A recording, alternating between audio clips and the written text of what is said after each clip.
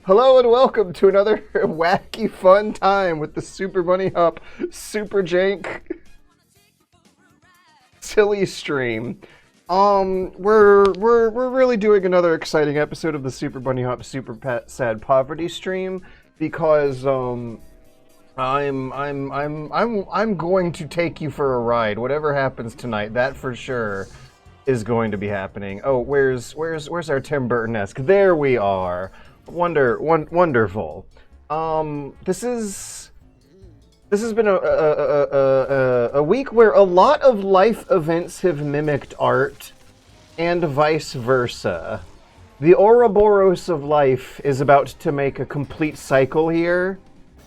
Not in the sense of anything that we just witnessed, but in what is happening in my insane, manic, sometimes Tim Burton-esque real life. However, the situation is going to get like somewhat more tragic than I might have introduced it with. But when you've gone through this for a period of months, going on potential years now at this point, I guess you develop a certain sort of desensitization to the situation and a lot of people who work shitty jobs that sometimes include caring for elderly people will develop a sense of humor to cope with it, and that might be what's going on here. I had to do a short stream last Monday that I did not want to make a VOD to upload and keep for preservation of all eternity because I'm sure it was bad. I don't know if it was, but I don't want it up. I was not in a great mood that night, and now I'm in a better mood. A somewhat more semi-permanent housing solution for my mom has been worked out, and over the past few days I've had to drive back and forth to and from the hospice, and it's a like 4.5-hour drive each way, and I have to also carry Eddie around and make sure that he stays fed and watered and exhausted and everything. And one of the weirdest and wildest things that was happening through this incredibly hectic, manic week where I've had but relatively little free time, is that I did manage to actually get some bunny hop work done on the laptop remotely. And also that the Mewgenics soundtrack was stuck in my head the whole entire time. The jazzy music that plays when you're going on an adventure through the neighborhood. Not the sewers, but the neighborhood, where a guy sings a song about eating rats and taking naps and being a mischievous little mouser-style pest control kind of cat.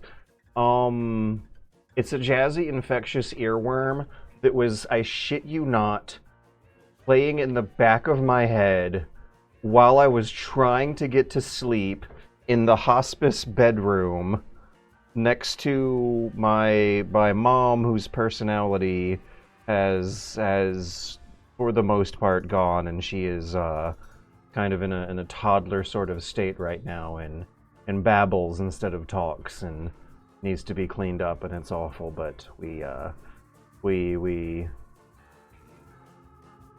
jumped through so many ridiculous hoops you would not believe in order to find an affordable solution of caregivers for her. And it looks like I'll be going back in a couple of days. I've been back and forth. I'll be going back and forth again for a while. This is going to be one of those months. I'm in a slightly better mood than last time, but this is still going to be a shorter stream considering my schedule right now. But I also wanted to clarify some further thoughts about Mewgenics. Now,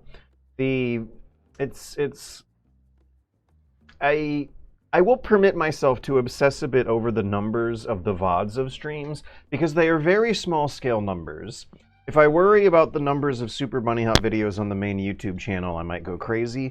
But if I worry about the smaller scale numbers of the VODs, maybe I can actually glean some kind of insightful knowledge out of it. Now the Mewgenics VOD got about 200 views in the first week, which is about normal for these little small scale uploads, but it also got no comments whatsoever. Now, as far as the like to dislike ratio goes, it's usually a pretty clean 100.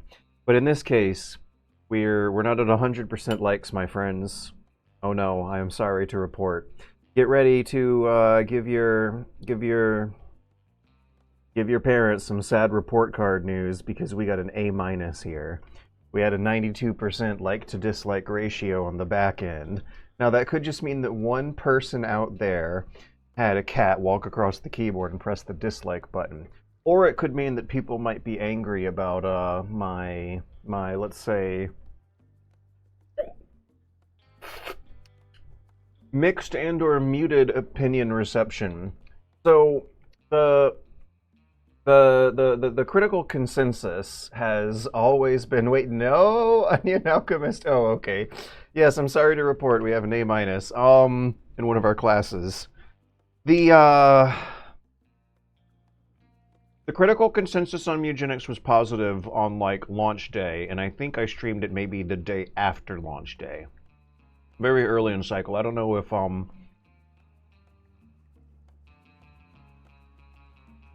if more dramas have popped up. Like, that's one thing to think about. It might just not be my opinion grading against critical reception and how overwhelmingly positive it is, or I might be a little more, let's say, mildly positive. There also could be some new, like, internet drama associated with Edmund McMillan and his association with some of the voice actors and their extremely negative reputation in this game. I have not followed the news that closely. I don't have time. I'm sorry. Now, when it comes to whatever time I spend following the news, there's been some absolutely fucking wild bullshit to be taking up my headspace, including Donald Trump swearing that he's gonna release all the classified intel files on aliens and UFOs to distract from the Epstein files. But anyways, yeah, I saw some Steam user reviews of Mewgenics from guys who've been following it for longer than I have, who still lean overwhelmingly positive on it.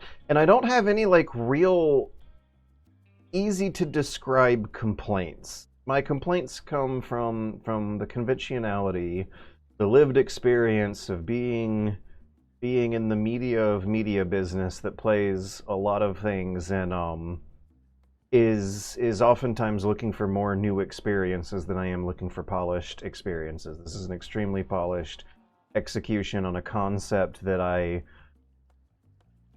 came in fairly blind and was expecting something maybe a little weirder and wackier. I remember a moment that I think will describe the deflation of expectations here. One of my cats was a mage cat and learned a magic spell that casts a cone of fireballs. I remember it was a spray can flamethrower, and it casts out in a cone. And in this game, you get something like a 25% chance at critical hit bonus if you like flank enemies or hit them from the rear end. It's always a thing in these games. There's flanking bonuses in these games. You got to pay attention to what directions your characters are facing. And that means that I knew right away how the next 4 turns of the game would look because the optimal strategy instantly appeared to me, which was get that cat on the enemy's backside and cast the cone flamethrower on their rear flanky ends.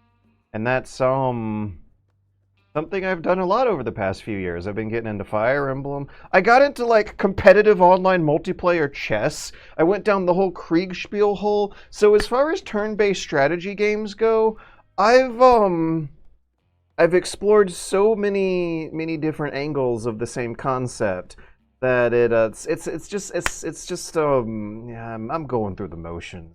It's fun. It is well executed. I'm not trying to hate on it too hard or anything. The really hardcore, ultra-sensitive Mewgenics fan out there who pressed the dislike button, I'm so fucking sorry that it just kind of feels like going through the motions playing a turn-based strategy game in a 2-year span where I've played a shitload of turn-based strategy games. Even though it's a really good turn-based strategy game, don't get me wrong, it's so good. It supports so many multiple play styles. That's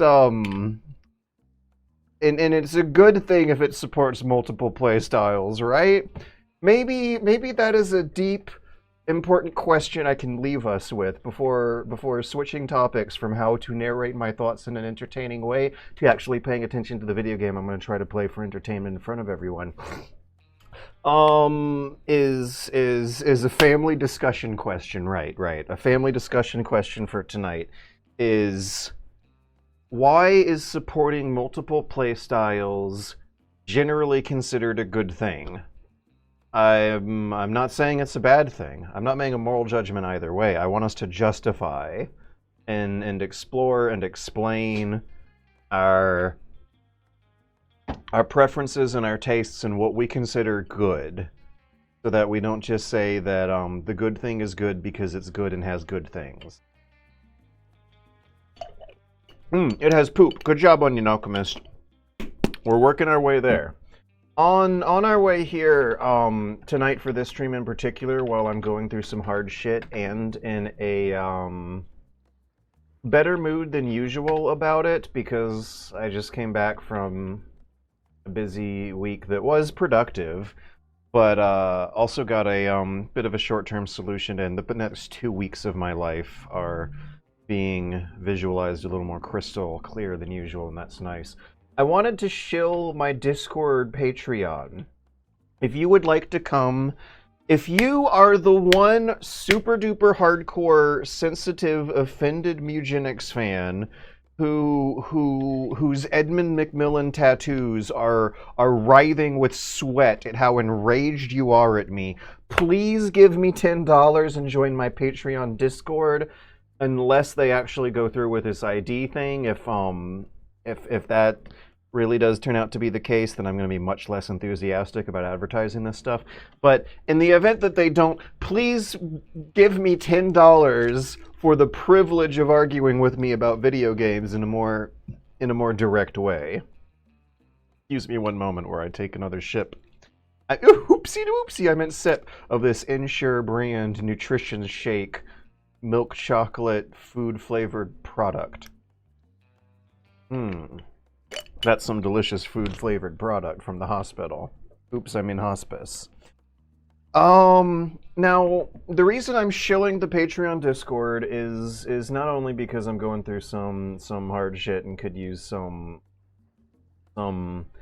gas money for all the road trips I gotta rent a car to do, but we've got something of an events sort of schedule coming up. We are going to be watching me play through Horses, the controversial, weird animal mask sex thing, torture, prison, farm game that was too hot for Steam. So this game got a nice round of sympathetic press a few weeks ago when it got banned from Steam and the Epic Games Store, and the people who played and covered it kind of sort of largely agreed that while they could understand the logic, they think it's a shame because it is remarkably more mild compared to stuff that is on there that has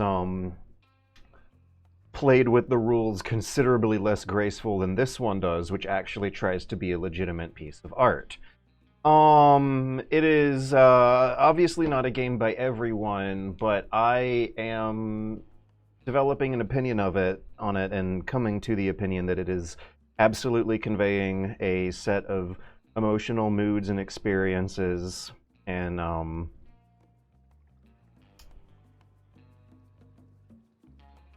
mental scapes that everyone's mind should try to experience at least once, unless it is associated with real life trauma that you've actually gone through. If you haven't, though, the rest of the population should know what experiencing such a profound sadness as what this game of you could potentially be like. I came away leaning positively on it. For those of you who've been watching these streams regularly, I have a strange take here that I did say on the Super Bunny Hop $10 Discord once before. and that is that I actually enjoyed horses more than I did Metal Gear Acid 1, and that is a fair and valid comparison according to all the rules of game criticism and reviewing I have been operating under for 15 plus years now, because they are both games. Yeah. It's gonna be a fun time. I don't want to say capital F, more like lowercase f in quotes. There is a certain pleasure associated with exploring negativity from a safe vantage point, and that is the kind of fun that we're going to be having in the Super Bunny Hop $10 Patreon Discord. A very stealthy, quiet announcement. Those of you who are hardcore enough into my stuff to follow this stuff will get the advertisement. Everyone else won't, because it's not exactly something I want to be shouting from the rooftops either. But yes, I will be streaming and commentating on a game that is absolutely worth it. Tomorrow, same time as these streams in the Super Bunny Hop Patreon Discord. Secondly, I want to show the Super Bunny Hop $10 Patreon Discord because I will be playing Rainbow Six Siege again soon. And Rainbow Six Siege is the quintessential Discord community stimulation game. You need 5 internet friends who apparently all have nothing to do that night. That's how you play Siege. They are adding Solid Snake to Siege, and it's so stupid I can't not play it. He has an actual Soliton radar gadget that makes an actual noise when it spots the bad guys. It's actually voiced by David Hayter. He actually uses an actual FAMAS. They just have to change the name. They almost use the actual music. In the announcement trailer, the music goes dun dun dun dun dun dun dun dun dun dun dun dun dun dun. It's like dun dun dun gotcha. Dun dun dun nope. It's really quite hilarious the lengths that they went to in order to try and get me personally, of all people, to reinstall and to relearn how to play Rainbow Six Siege. That is something that will be happening over the next 2 weeks in the Super Bunny Hop Patreon Discord as well. So we got 2 event-like experiences scheduled ahead of us here. That is a live-streamed playthrough of an unconventional, unorthodox, weird, artsy-fartsy, quote-unquote indie game about the worst aspects of the human experience. Tomorrow, and then in 2 weeks, we're going to be playing a fun, silly, sneaky multiplayer shooter game that has uncomfortable associations with cop porn if you really want to think about it, but that's like not what it wants you to think about, unlike the other thing that we'll be doing. Anyways, why is it good to have multiple playstyles supported by the system? Why is that considered a metric of quality? Alright, I gotta remember how to play Mewgenics. We have Malenka, who's the fighter. Lincoln is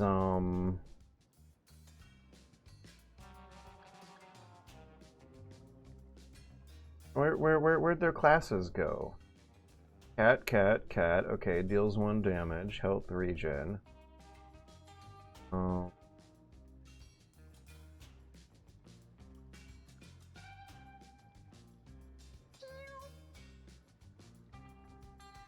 Not that they were color coded, but there were icons too for colorblind invalids such as myself. Were consigned to such a pitiful existence.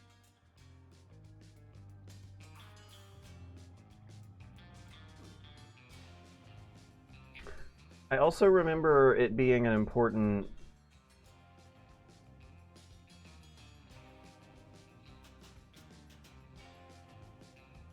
strategy to collect coins.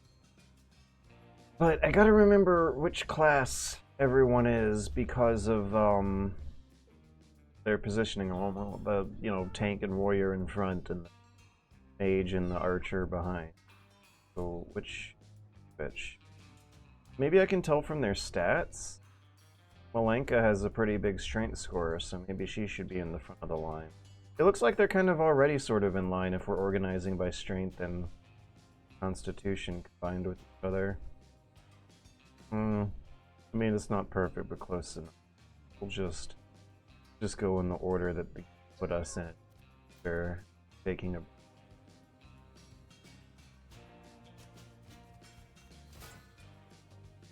I don't think Malenka's HP is giving me much confidence that she really is the tank, though.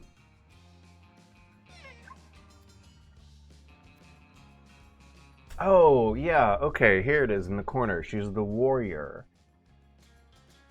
That icon. Gronk. I remembered trying to associate it with their names, which I could not change, by the way. I wanted Skronk to be like a stupid, dumb barbarian meathead, but it didn't fit their stats or something like that. So now he's like Skronk the librarian instead of Skronk the barbarian.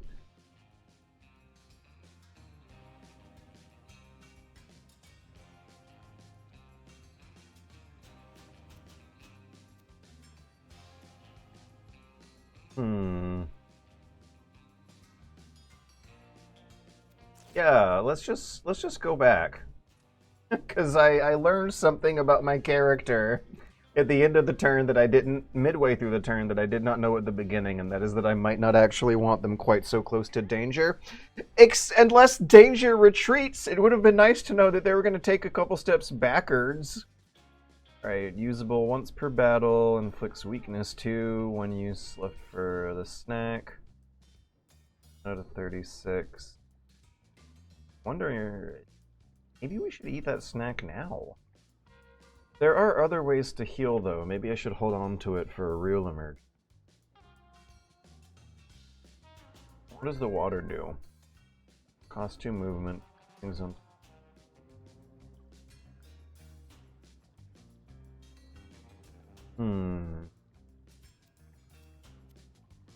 Oh, this ought to be useful.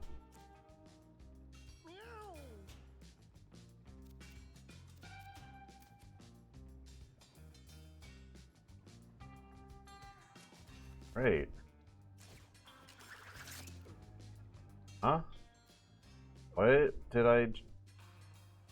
Oh, I pressed the wrong button. Gain +1 bonus attack at the start. Okay, I'll just do that for next.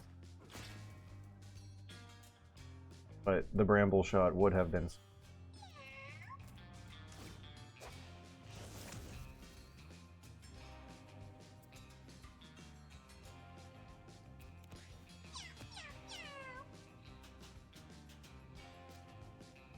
Oh, that's going to be a better way to heal.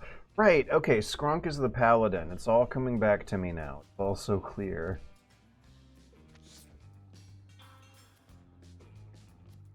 And what do I do with the intelligence? I use it to kill an adjacent unit. Okay.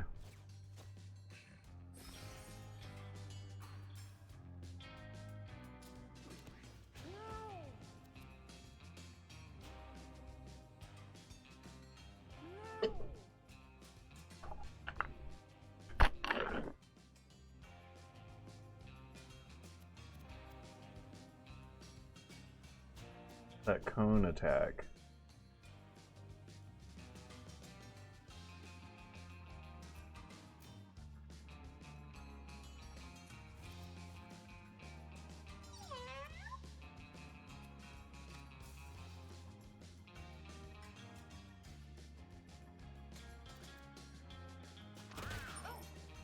Yeah, I just pushed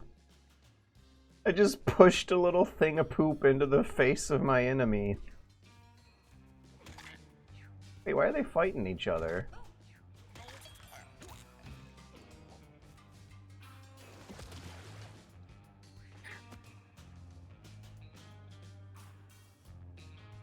Why were they fighting each other? I missed that. I'm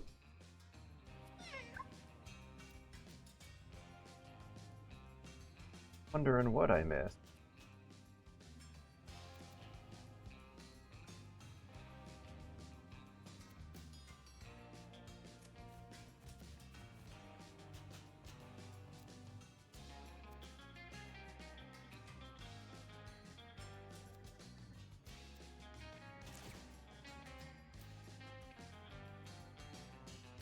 We'll collect coins and flank with Flank.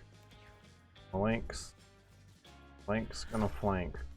What are they doing to that guy? What did that guy do to piss off the rest of their comrades like that? Oh yeah, now is totally the time.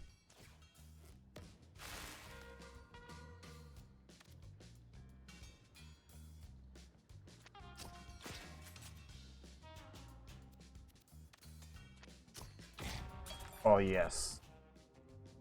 Making the most of our turns here.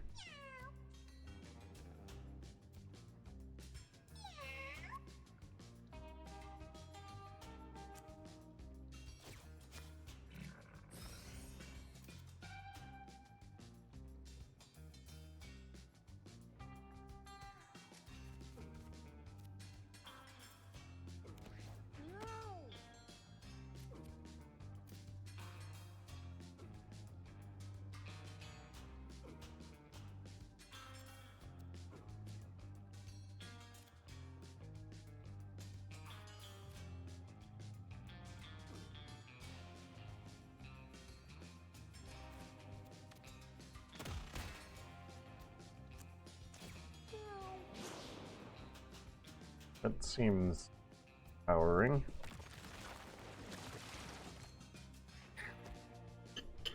I'm going to sprinkle cereal in my yogurt now.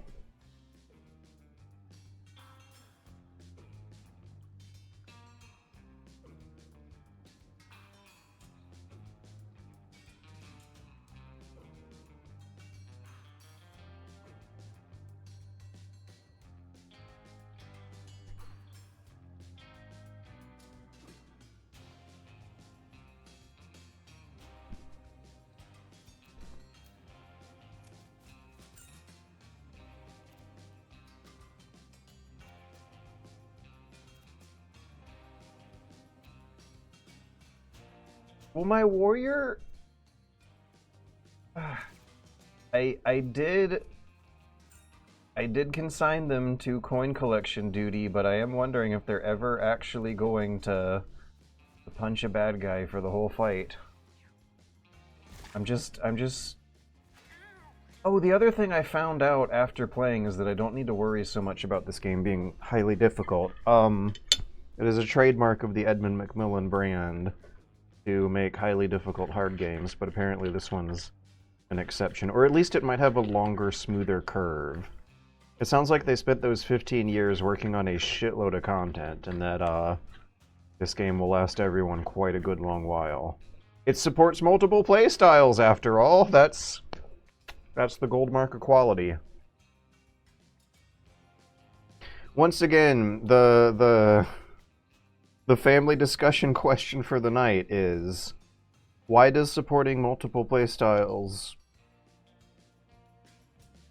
commonly be cited as a reason why the strategy game is good?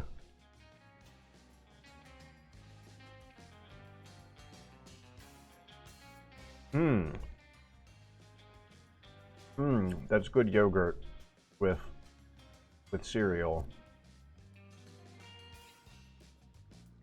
See if I can get line of sight set up to add more brambles into the back of their formation.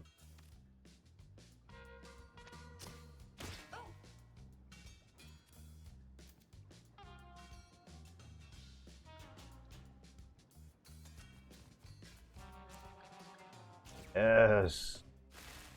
So many brambles. Beautiful. Well, Skronk the Paladin finally gets to attack something.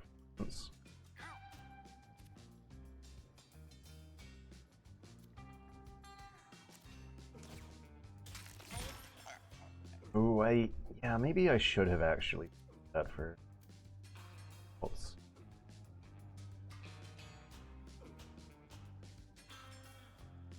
Right.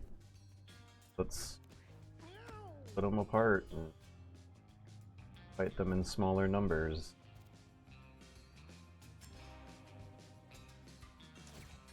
Let's petrify and then push and see if it shatters. That is interesting. I wonder if that would have happened if it wasn't petrified.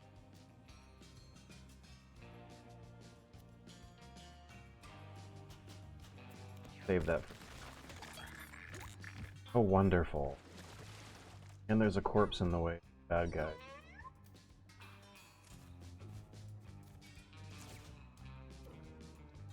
Alright, Malanka. You're sneaking up on their backside for that flank. Finally, your moment of glory is coming. Oh, they might not have a moment of glory. They're not gonna have a moment of glory.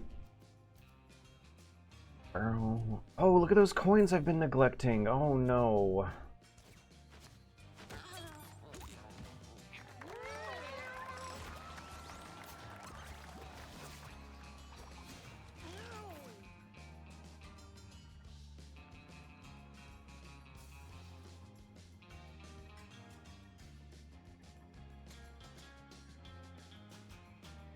Lincoln. Lincoln's the tank.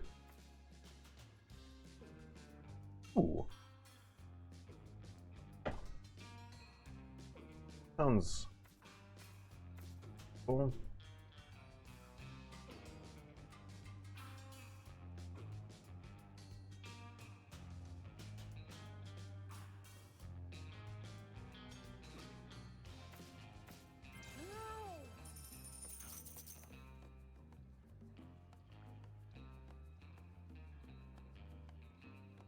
So BB is our archer, Lincoln is our tank, Malenka is our warrior.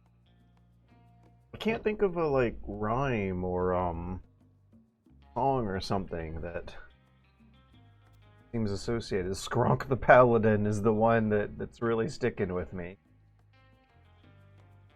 Alright, I'm gonna catch up with Twitch chat while going on, and I bet there's a lot actually. Let me take another bite of cereal yogurt. Pillars of Eternity. I'm going on an overnight drive tonight, and you were looking forward to tuning into Coast to Coast AM. Might I recommend the My Brother and Me podcast? I've been going through something like 2 years worth of the past 2 years of Mabim Bam archives, and it's insane. Every episode that's not a live episode is good. They're all good. I'm looking at like 200 episodes ahead of me. They're all gonna be good, and it's wonderful just having hours upon hours of road trip listening squared ahead like that.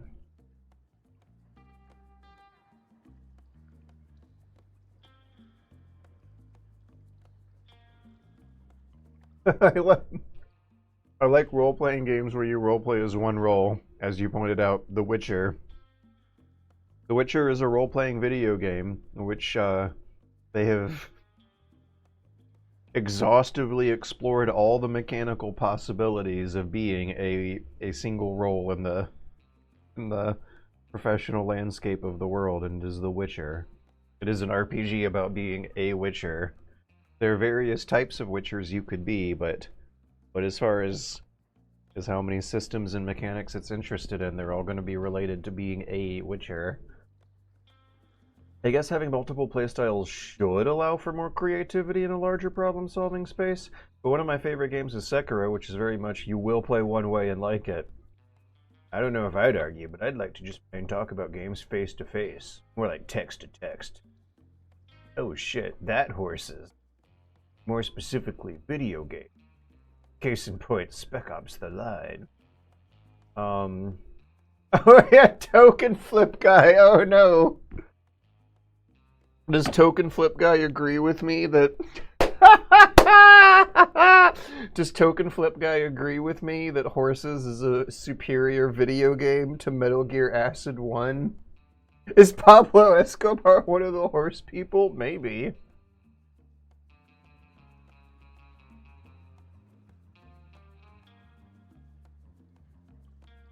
It's a shame that Tom Clancy and Hideo Kojima never met. I don't know, I'm okay with that. I feel like a meeting like that might have just made our timeline even worse. It'd be more interesting if it was Silas Weaver, the creator of Wolfenstein, an early stealth game. Because sometimes I want to roleplay as a pirate sniper in Deadfire, and sometimes I want to damn the enter button.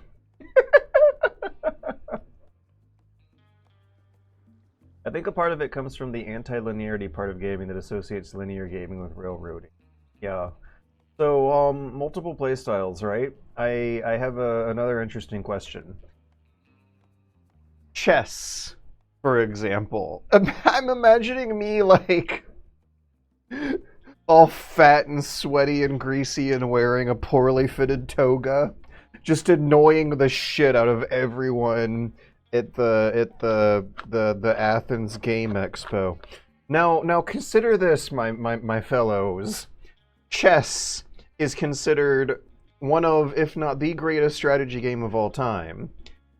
Does chess support multiple playstyles? And is that the reason why it is considered one of the greatest, if not the greatest, strategy games of all time?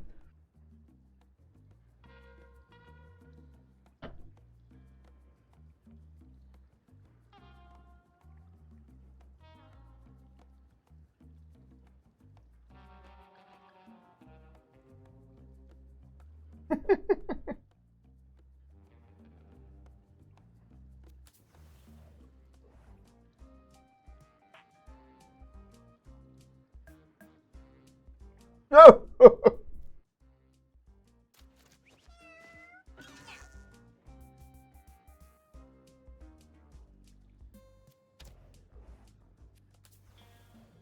That was pretty funny.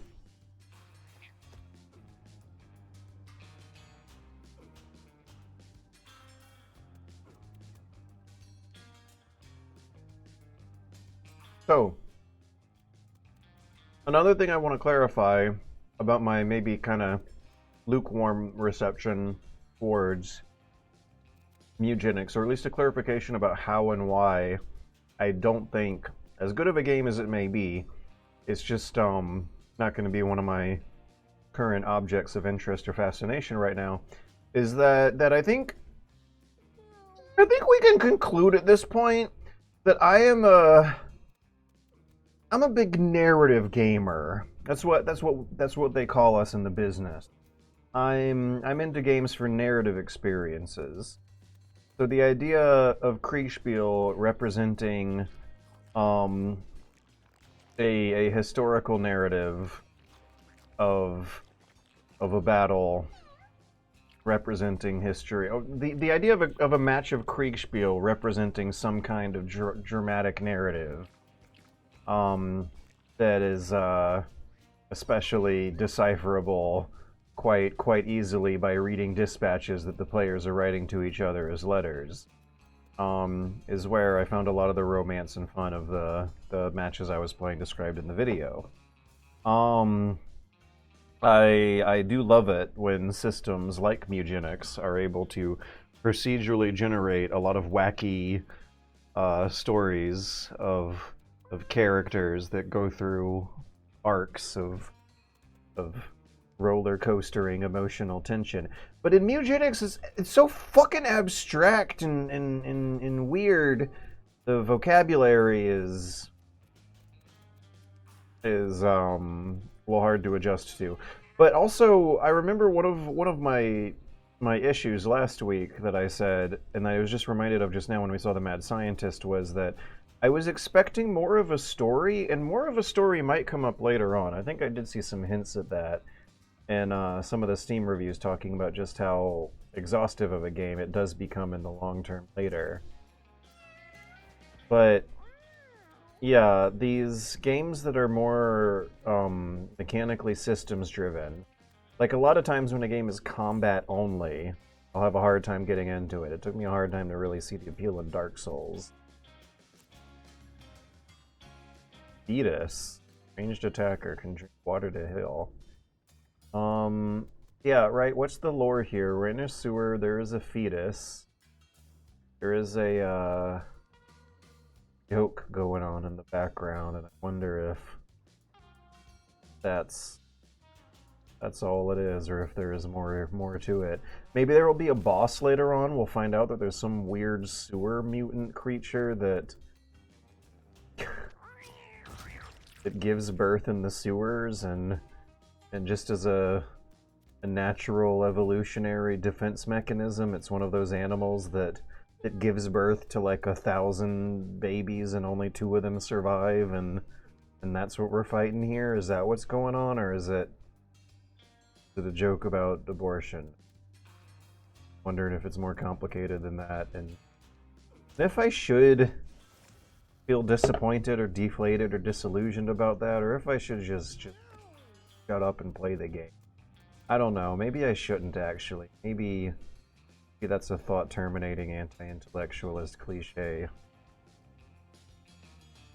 Hello and welcome to another exciting episode of the Super Bunny Hop Super Poverty Sad Streams. I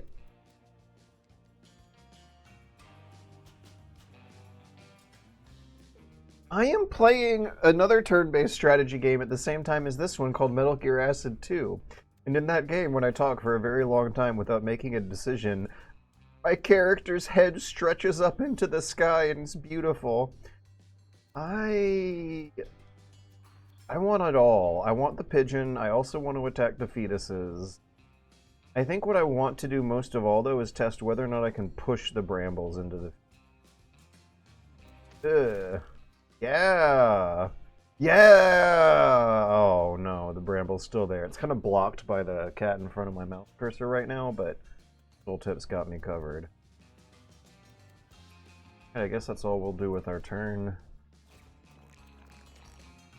Bottoms up. Okay, that's a heal. Maybe I should use the hairspray. This big block of bad guy. Maybe I should melee the pigeon.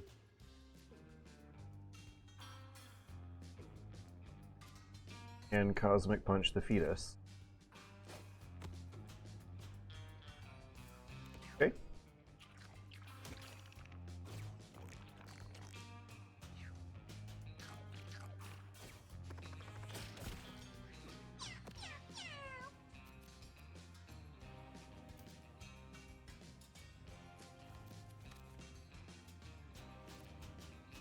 Oh, it didn't move.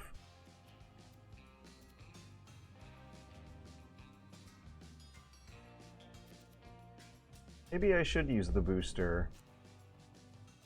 Lekon could use 3 points to help.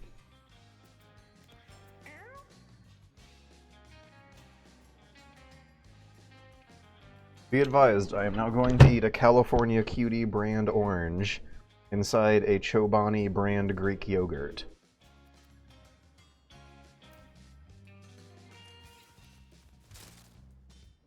Oh, what was that? I missed the text.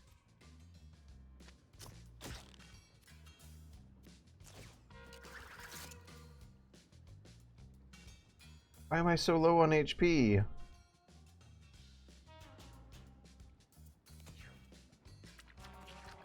Hope I live through the next couple turns. But these fetuses aren't really a threat. They just kind of take hits and then heal.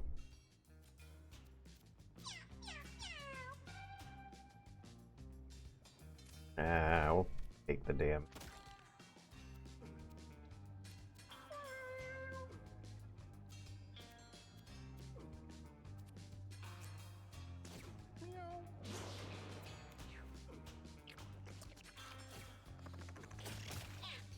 Oh, they shoot for 5 HP. Oh, I don't know what happened. My head was turning to look at a different part of the screen. Some information popped up and I missed it.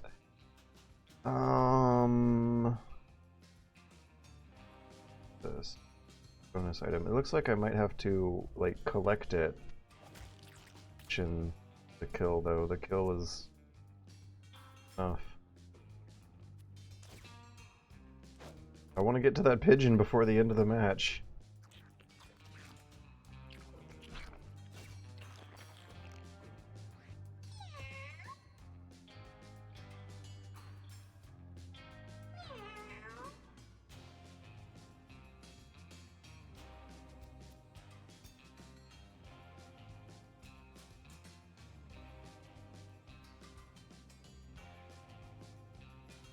I think we gotta lure the fetuses onto dry land.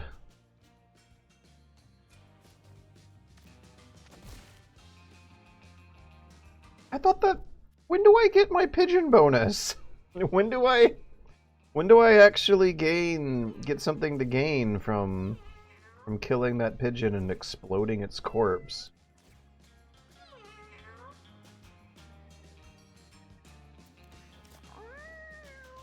I also misinterpreted the UI feedback of that ponder move. I did not mean to ponder as many times as I did. I thought my click wasn't registering was what was happening.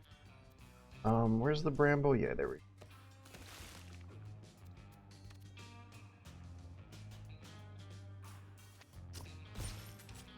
Yay, money! Corpse money! My favorite kind.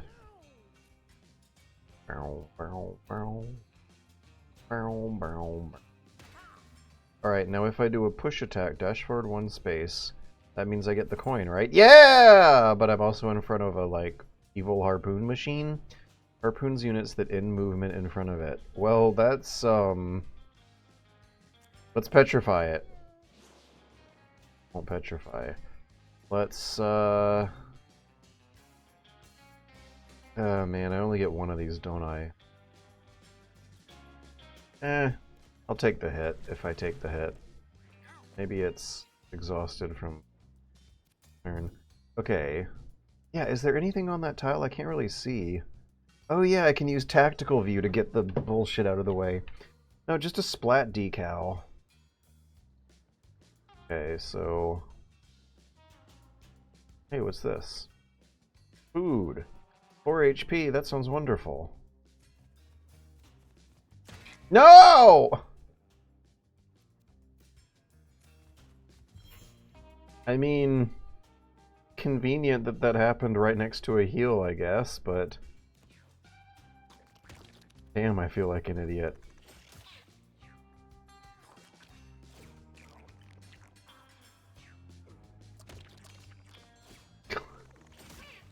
Come on now, men, we need to lure these fetuses onto dry land. Remember the strategy. Skronk needs to do some healing, too. You know what? While the enemy is weak and slow...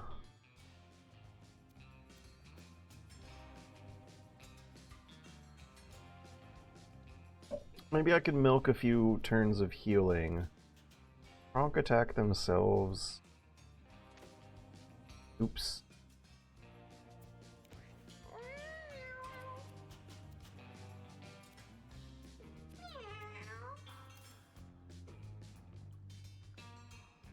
Would like to be next to, but it just might not happen.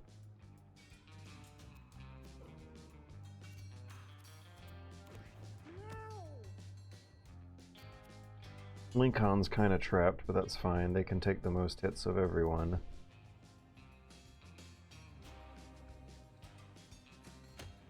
Can't move though.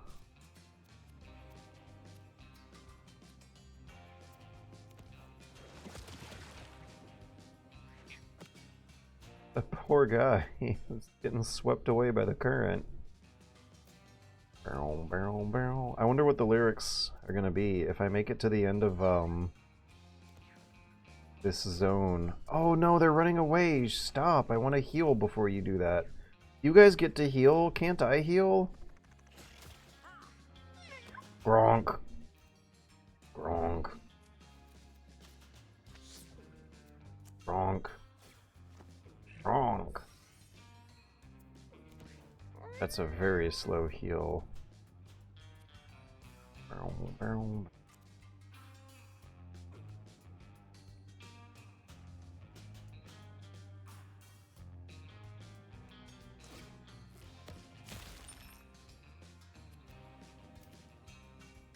Gronk. So this way I have them positioned so at the beginning of the next turn, heal and then move. Trick you learn from playing games like this over and over. I should not shoot him again, nor should I keep talking about how immediately identifiable the good strategies are because of my experience level with the genre. If I petrify, they can't run. I hope. I'll get surprised.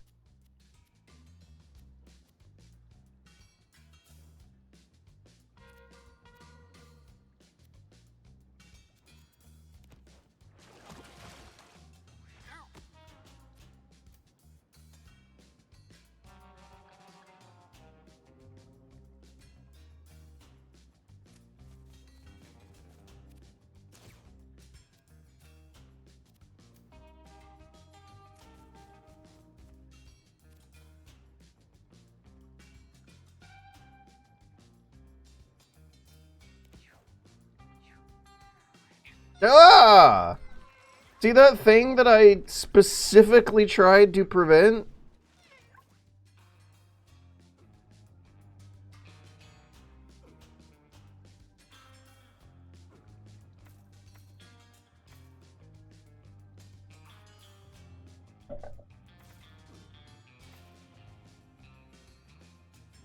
I think Skronk's movement range is their weakest attribute at the moment. Crisp paper, a ranged attack that inflicts bleed 3. Yeah, I get it. Get it?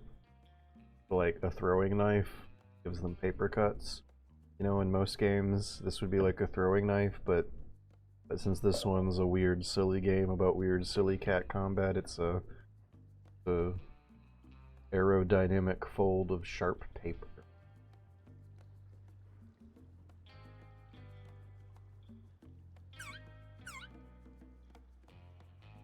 Same exact concepts in Hunt Showdown, even.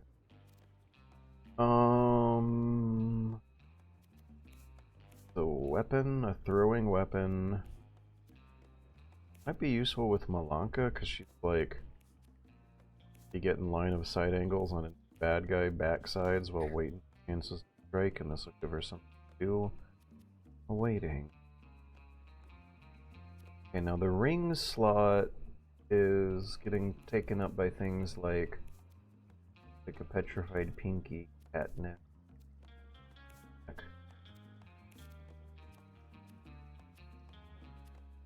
Basic attack spawn. Ooh! Can we combine that with BB? Yeah, what's BB's ring slot?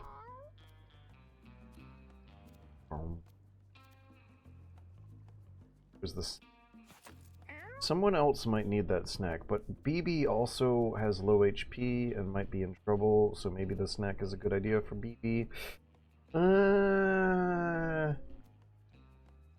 See, now if we are doing a traditional game review, like this indecisiveness you get over the decision is typically associated with good instead of bad.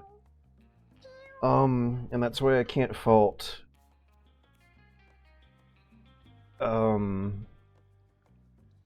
why I can't fault anything about Mewgenics. Really, I can't fault anything about Mewgenics because it is good by every definition. This is a very interesting decision I'm making here, right? My basic attack spawns brambles, or do I just want some healing item handy for when BB's inevitably going to get in trouble with some? Do I want BB to have an extra powerful attack that slows down enemies? Or do I want BB to have some good insurance on hand in case BB gets in trouble? I think I'll pick the snack. I think I'll pick the insurance over the short-term thrills of youth. See? Okay. This is good game design, because within the toughest decisions that you have to make here, we can find metaphorical representations of timeless classical tales. This choice I'm making between the snack and the magic seed is really just a microcosmic reflection of a much larger debate between confidence and wisdom, youth and maturity, long-term versus short-term investment. That's Review: Mewgenics by George Wheat. Oops, I hope I didn't just break something by alt-tabbing too much. Anyways, where is Mike Stokloska? I was told this game had Mike Stokloska. Whenever Mike Stokloska isn't on the screen, everyone should be asking, where is Mike Stokloska? He made cat noises. Bunch of voice cameos of cat noises. The stat bonus was instant, but items can only be equipped between fights and events. Yep. Also, you can only use Skronk's healing abilities when you're in the middle of a cat fight, got a cat, gotta fight, gotta heal. Oh, good, a treasure toilet. With a throwing knife. I mean, crisp paper inside. Skronk finds large pipe clogged with waste.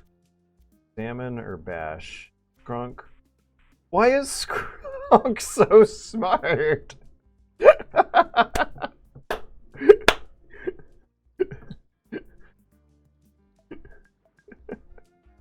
Skronk just finished dissertation on phenomenology of spirit.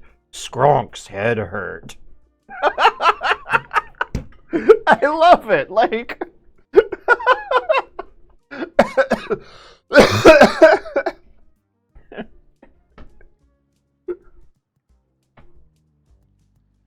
Professor Skronk, research fellow at University of Yale, distinguished lecturer and author of a seminal and revolutionary new theory on Planck particle physics. Skronk's fourth degree too hard. Need to take break with chess.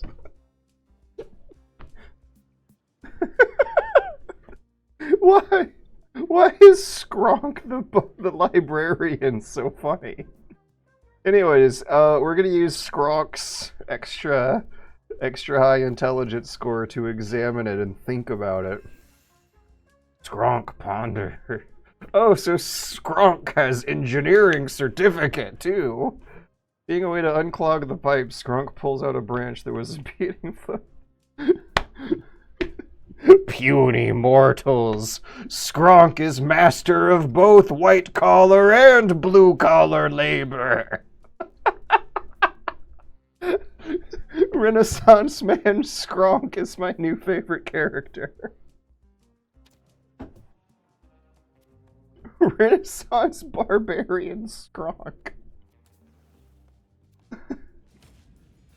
Oh no, the sharpshooting chubbers versus Flushmaster. Is it pee or just water? Is it a condom? Pushes all units back 10 tiles in the direction it's facing. Come on, look at it. It even has the little drippy on top. Oh, I bet it really won't like sharp pokey things like spiky rocks. Okay, so we gotta push it into spiky rocks, it looks like. They got the stage set for us. Leather choker, black belt. Who am I? Yeah, I'm Malanka the warrior. Alright.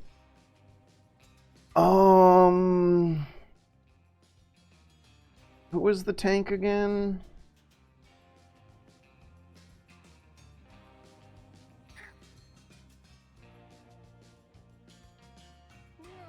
Was it Lincoln?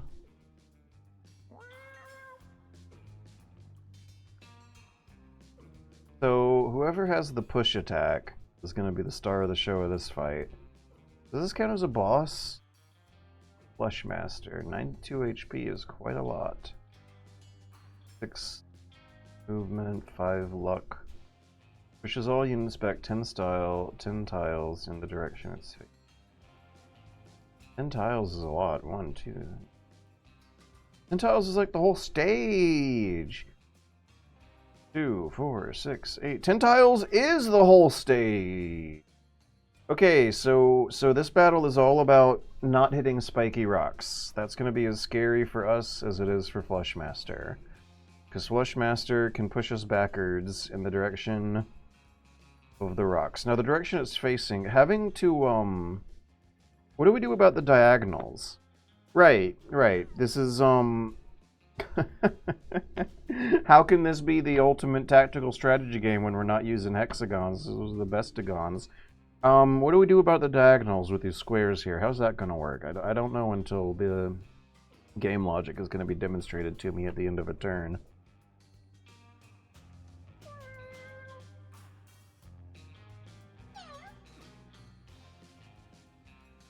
Hmm.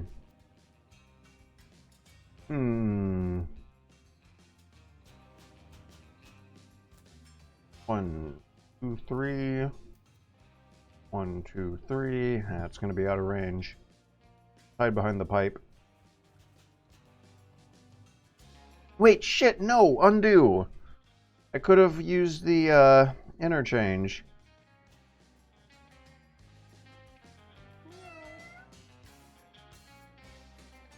One, two, three. 1, 2, 3. 1, 2, 3.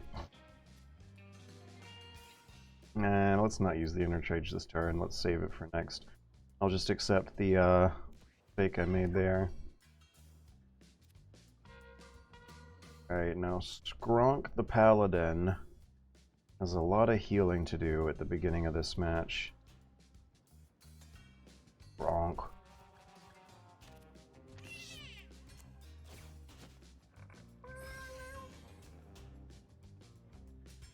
How much did I just get? Like 6 points? That's not a lot.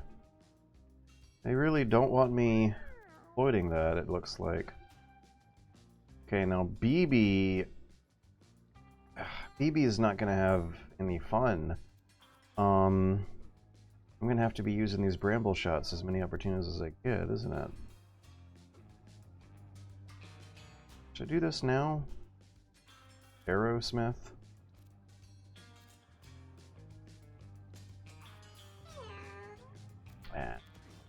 We'll have an eco round for our first turn. That's what we call them in the business. In the business, or the biznaz, as we call them in the business. Yeah, Lincoln is the tank.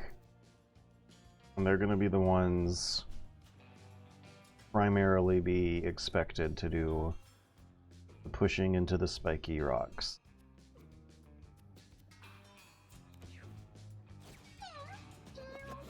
Oh, so that's what it means by direction it's facing. Okay.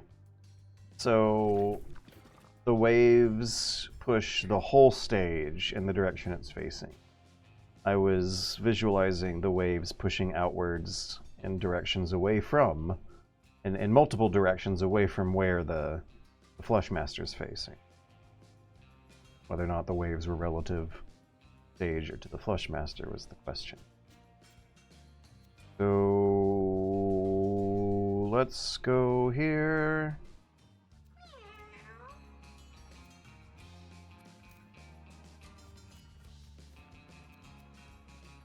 And then use the interchange to get behind the bad guy.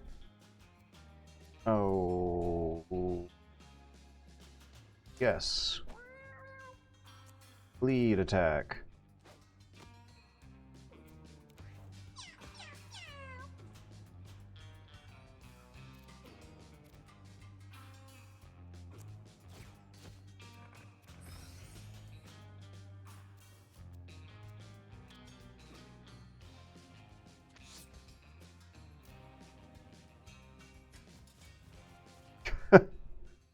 Good thing Skronk's movement range problems sure have been fixed. Put some brambles where it's gonna land. Bow, bow, bow.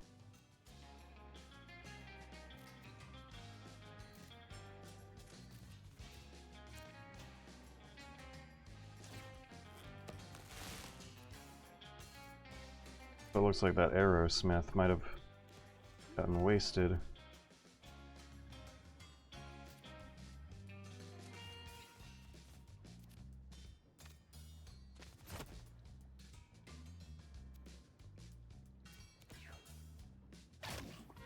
Hey. Brambles. Oh, we should put ourselves in the path of the Flushmaster because we do damage when we slam into it too. Okay, this is going to take 4 rounds. We did like almost 30 points of damage in the first round. I'm pretty satisfied with that. But I also don't want it up in the air. Much as it was up in the air last round, but we'll do it. It was good damage. We'll do it. Wrong. Okay, Skronk's job with BB is pretty much done. Let's move on to a new patient. Let's not get in a four-way pathway of any of these spiky brambles. That's easy peasy. Bow, bow, bow. Bow, bow, bow.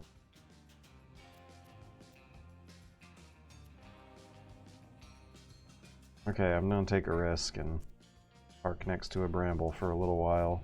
I mean a spiky rock.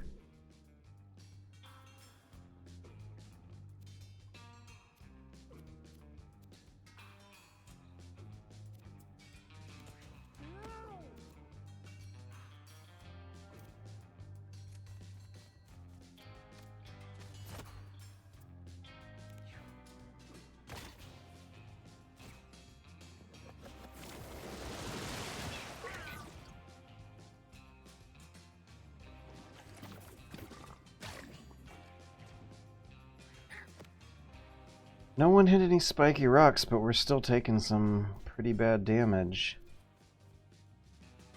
We'll take it easy on the Cosmic Punch. Aw. Why can't I use interchange? Oh.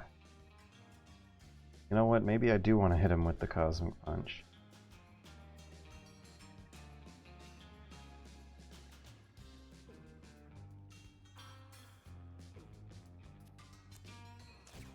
I do want to use the Cosmic Punch.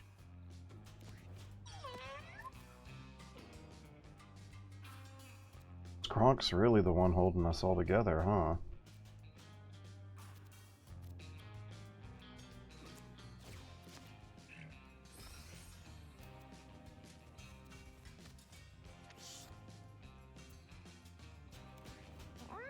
Kronk should get the snack. Really? Why does BB have the snack again? I thought BB had lower HP than this.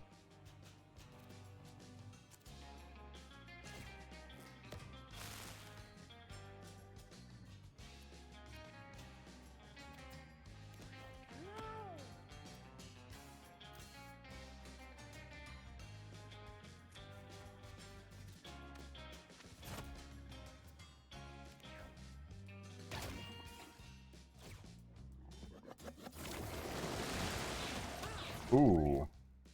Ooh, that's, that was a bad one. Wait, did we win? Yep. Melee attacker with 1 HP.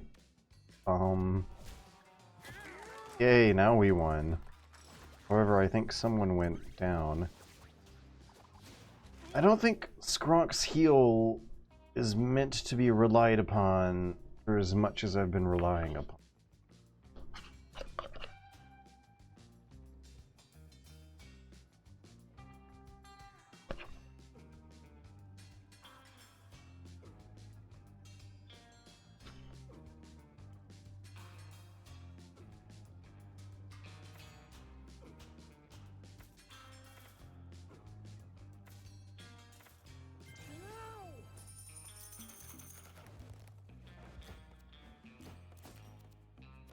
Alright, let's eat this snack. Yeah, BB, your HP is 16 in the menu, but when we're in the game, it's like 30-something.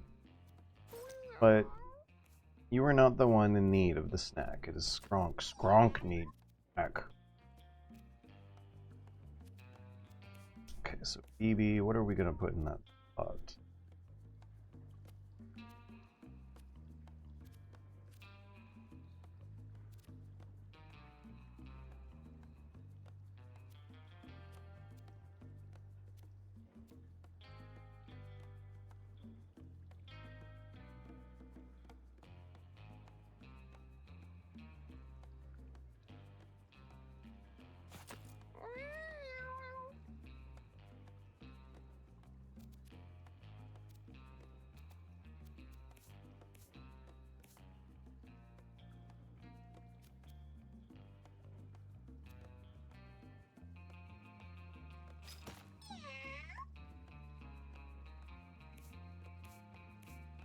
Skronk. Skronk attacks and studies. I should have plenty of money. Can I, like... One cat will immediately level up.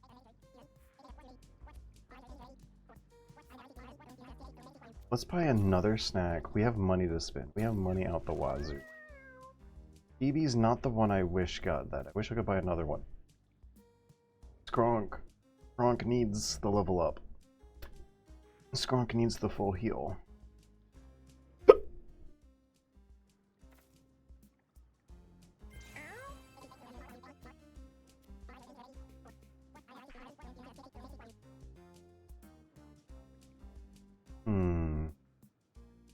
Sounds useful. Okay, broken necklace. Let's make use of that.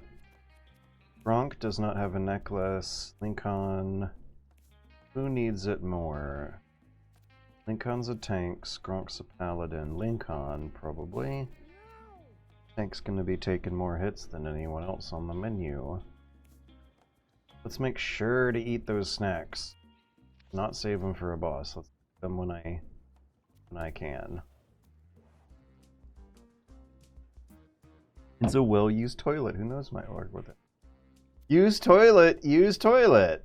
Okay, we're using the toilet with our constitution or using the toilet with our strength? Is this a number 1, number 2 joke? Okay, hang on. What actually is the strategy here? Is this like the camo index menu for Metal Gear Solid 3? Why would I not pick the one with the lower number? What's the math breakdown on screen would be nice to see. Otherwise, it seems like a non-choice. Just pick the one with the higher number. Use the toilet with strength. Already here's a satisfying sploosh. Oh, good. Oh, good. So once again, the one cat, a cat that didn't need the heal, got fully healed. Oh, hi! In the top left of the screen, hello. The giant piece of poop with the smiley face saying hi in the corner of the screen. That's awesome. Alright. When we get in this fight, we gotta spend our first turn or two healing. What? It's a boomer! Explodes when killed, damaging all nearby units. What's the range?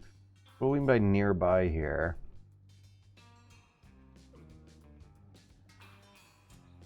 So you gotta subtract 15 HP before it gets close.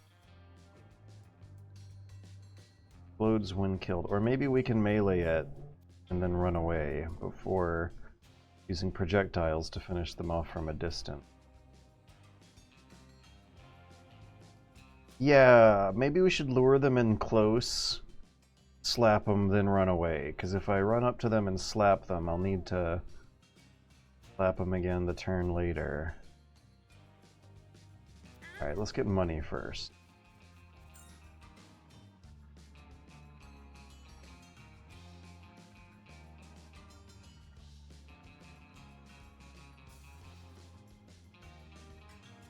Yeah, we want to group them in and make them explode on each other. Classic archetypical video game situation to be in. I think I know how this is gonna pan out. Boom, boom, boom. Boom, boom.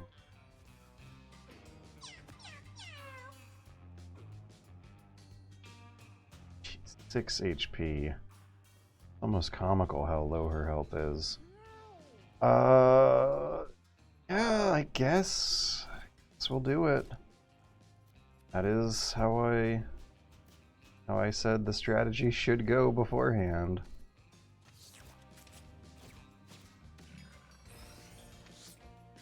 Nice. We got a lot of good healing done with Skronk that turn. The Bramble Shot will never not be useful. What a useful ability the Bramble Shot will prove to be. Boom, boom, boom, boom, boom, boom, boom, boom, boom, boom, boom, boom. Bramble. Oh, and the regular attack has brambles too, so I can cover our tracks with that. And move back Treat strategically. Ow. Bramble. Oh, those are bad guys. Water leech. Seeks water when it's out of water. While in water, dashes in a straight line, passes through unit. Okay.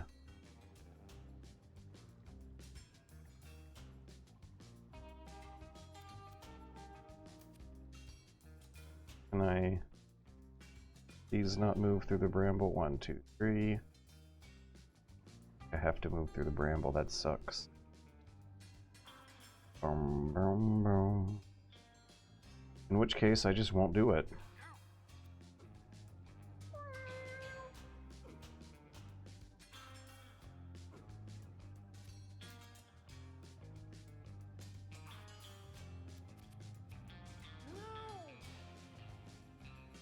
Yeah, let's go backwards a bit.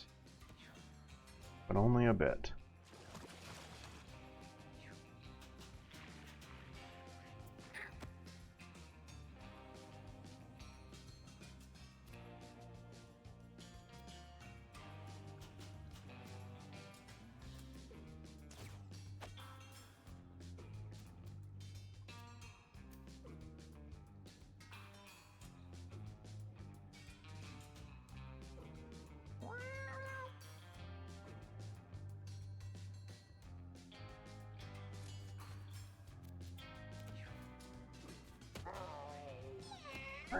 Wow.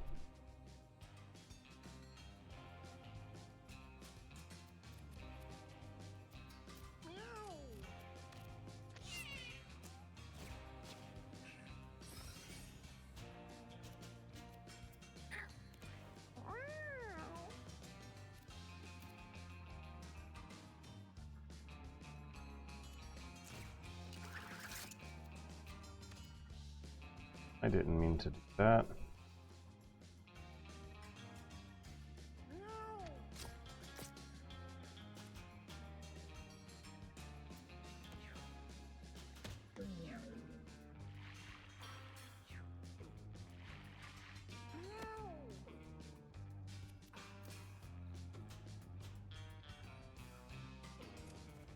No! I clicked on the wrong tile. Oh man, now I'm screwed. I'm gonna get attacked by a boomer next turn. I wanted to go up to its right flank and give it the push attack, but I made a mistake. It's totally time to shoot them with regular arrows now. 8, 13, 13.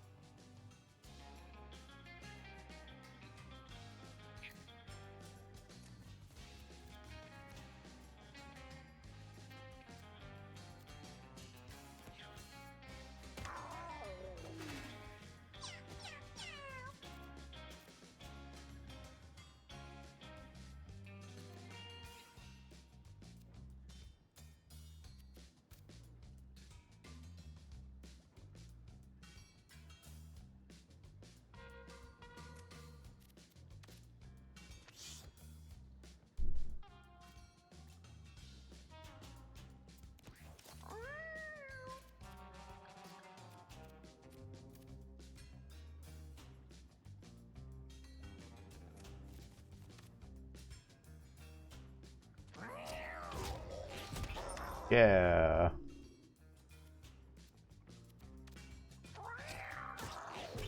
Yeah.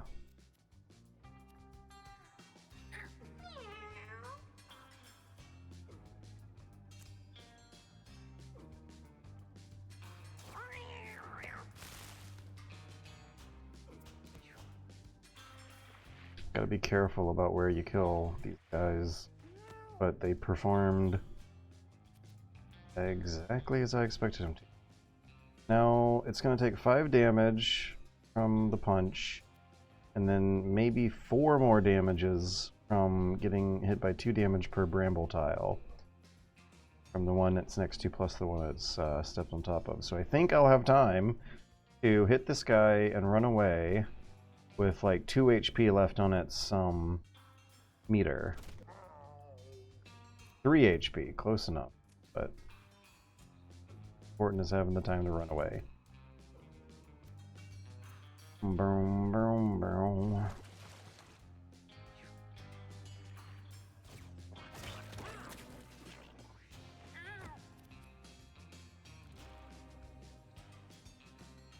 Oh, maybe, press your basic attack and move action.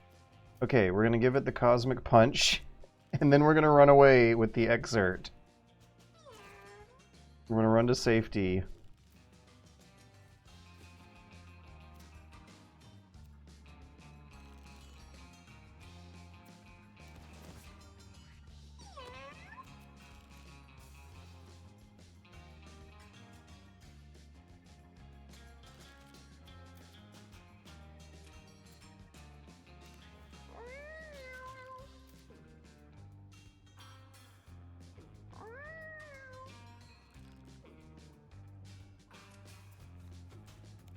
So it's gonna land and explode.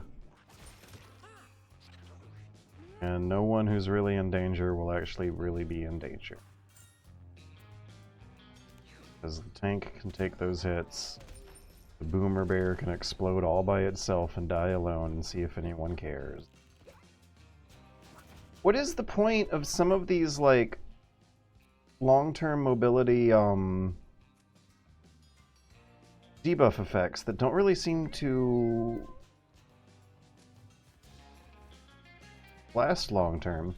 So Petrify seems to take effect for maybe one whole turn. Ooh. And then I was also asleep for a turn and just woke up the very next turn. What's the real big difference between the two, and why should I fear either? Seems more like a stun than a sleep or a petrify. Got hit by a flashbang instead of petrification magic. Just trying to be realistic here. I'm collecting all this money and I already did my shopping. I think I need to pay more attention to HP considering the close call we had a few matches ago. We had a cat go down for the first time. It was horrible. Coin worth the damage? No, I was just talking about how they're not.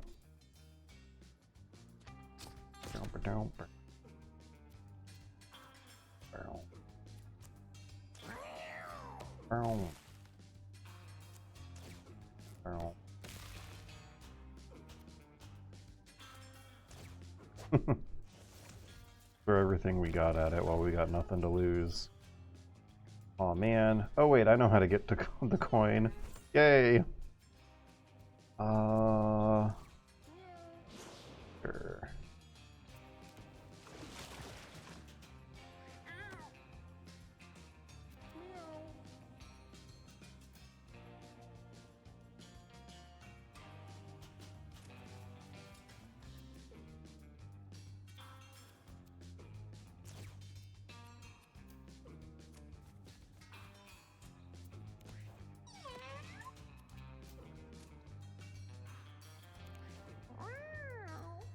I want to use this time to be healing, be reflecting on awe.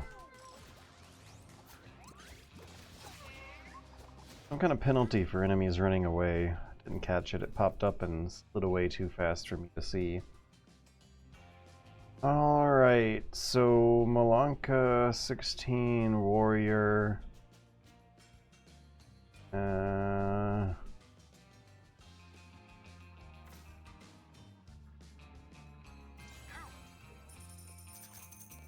Okay, Twitch chat.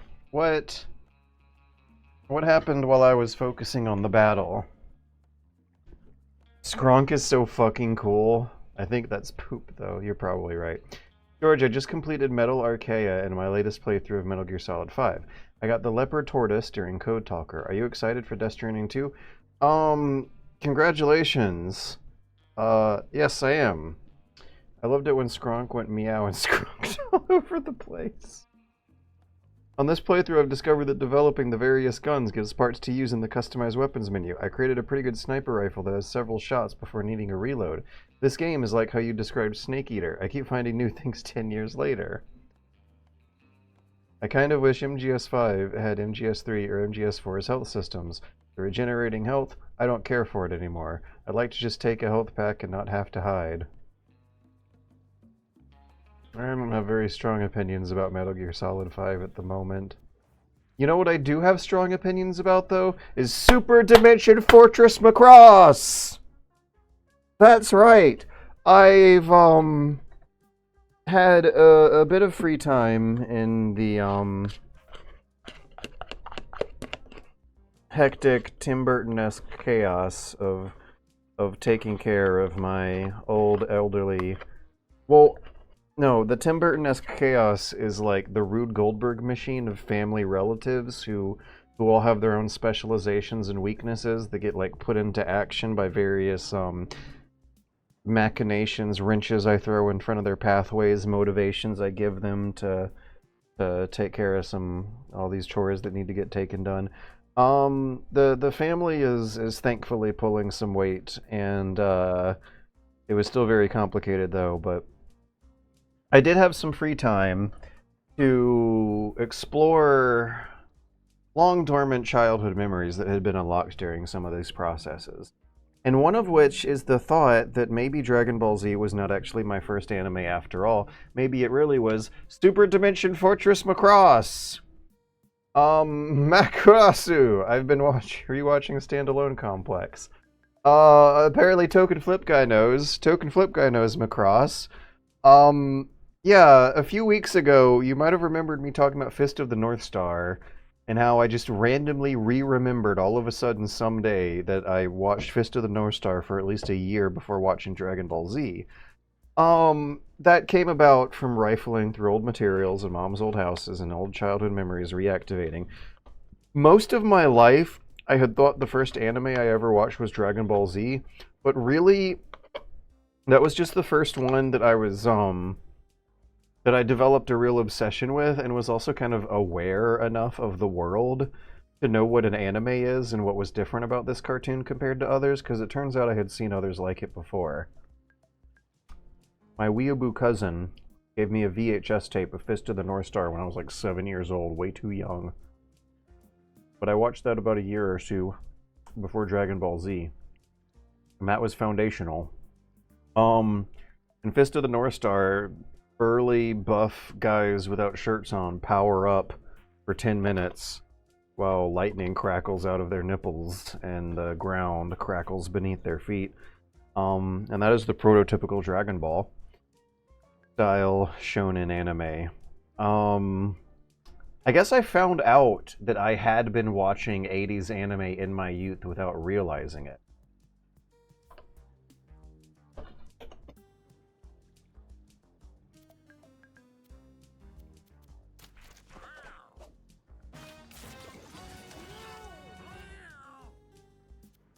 Oh no. Lincoln, what's wrong? This cat has mutations. +1 dexterity. Does that mean it's inheritable? Should I make sure that Lincoln has offspring? Anyways, yeah, I got an 80s anime called Fist of the North Star by VHS tape before watching the, like, 80s to 90s thing it influenced so very heavily that went on to do so much more influencing on the world, and that was Dragon Ball Z. And then, as it turns out, when I was like a little boy child, going through my fighter jets a really cool phase where I was playing TIE Fighter on a Windows 95 computer that occasionally played DOS games, I was also watching Macross on Toonami, but I didn't know it. This is the wild thing, you guys. Macross was one of my favorite animes growing up. I loved Macross. I would run home from school every day to watch Macross, and I thought that the transforming fighter robots were so cool. And whenever there was a heartbreaking moment of human drama between the fighting robots, that's where my childhood innocence had encountered the moral complexities of how war is actually bad for the first time. Macross was right in front of my face all along.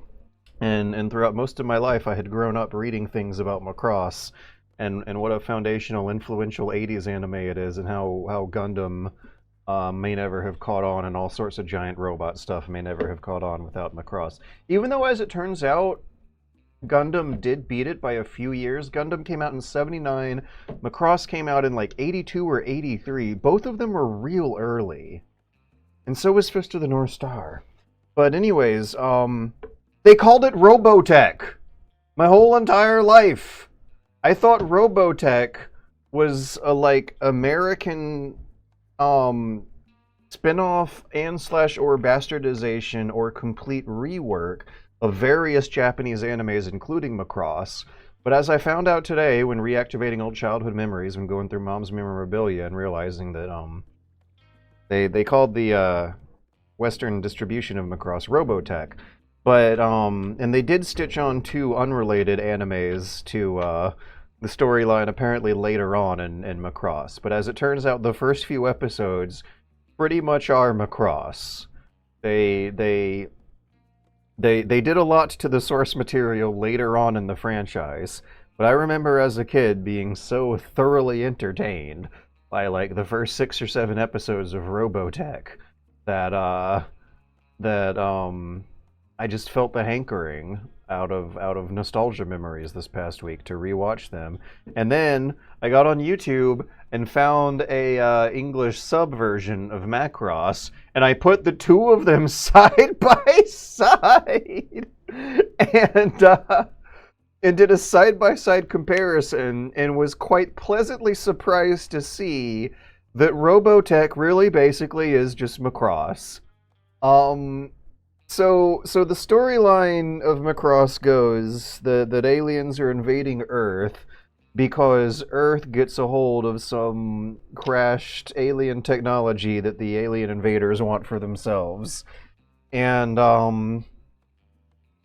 there's a hilarious mistranslation issue where in the Western Robotech version, apparently it's revealed later on that the aliens are after a I should describe what happens in the Japanese original. Apparently in the Japanese original, the aliens find out that the humans and the aliens both might be the common offspring of an ancient astronaut alien race that came before the both of them.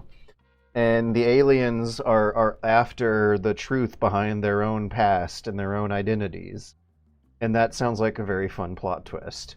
In the American Western version, Robotech, the aliens are after a source of unlimited power and energy, and that sounds like a very uninteresting plot twist. That's how the series goes on. But the series begins as like as the prototypical, stereotypical, close your eyes and visualize Japanese fighting robots anime, but from the perspective of civilians instead of the military. And you get really intense scenes of like refugees just getting the shit beat out of them, while also a like romantic subplot. No, it's not even a subplot. It's almost the main plot is developing at the same time around characters that are like surprisingly fleshed out. And this thing is like given a PG style rating for 9-year-old boy children. And is it just me, or is that concept like really surprisingly cool? I mean, I did kind of sort of just describe Gundam. That's basically, but I also remember Gundam not being as fun when I was a kid as I remember Robotech / American Macross being. But yeah, I almost completely forgot about Robotech for whatever reason. Memories of Robotech came flooding back, and I rewatched the first 4 episodes of Robotech, and then did a side-by-side comparison of Robotech. Hey, I think this is from Isaac. I remember. If it's not from Isaac, I remember a remarkably similar design. Sorry for going down a Robotech-shaped hole just now. Also, the, like, narrator in the Western version is kind of Canadian about it. He says Robotech. Instead of saying Robotech, like a red-blooded, God-fearing,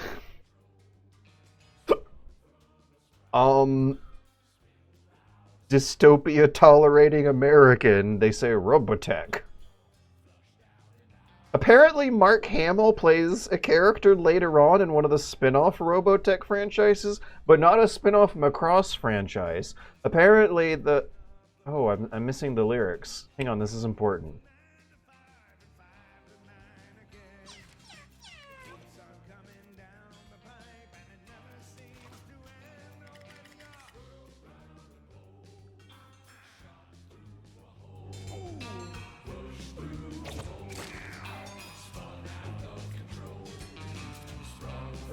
Okay, I want to listen to the lyrics, but I also want to wrap up that previous point. The previous point is basically that the distributing company for Macross in the West has insisted that it stay RoboCop. RoboCop has insisted that it stay Robotech, even though the time for Robotech has passed. There is no longer any necessity for them to be rebranding it like this in today's era, but they have continued a Robotech universe that is alternate of the Macross universe.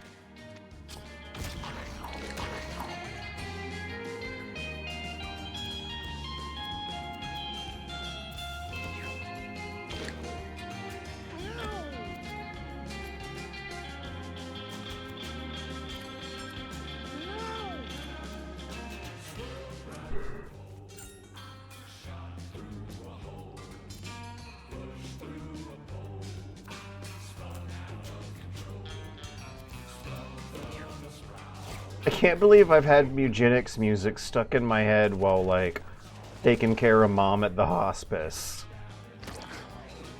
Should I tell Ed McMillan that story? Should I tell Ed McMillan that this kind of music is what's been in my head while taking care of Mom at the hospice? Ugh, Cosmic Punch didn't work. It's too big. Oh no, it has a butthole. They drew a butthole on him. Gross.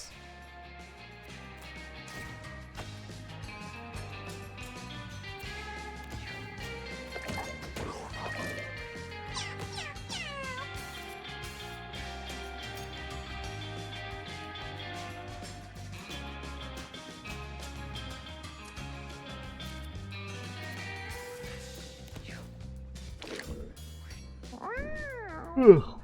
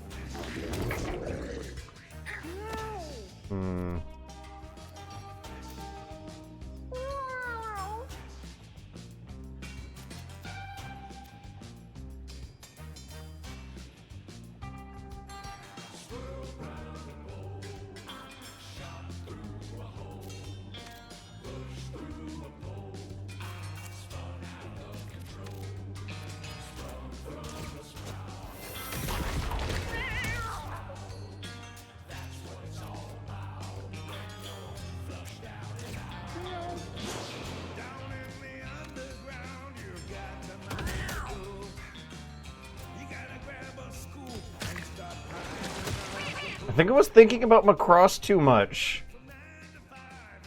Look at all this ass I'm eating. I'm eating so much ass at this fight that one of my cats is down. We got a cat down.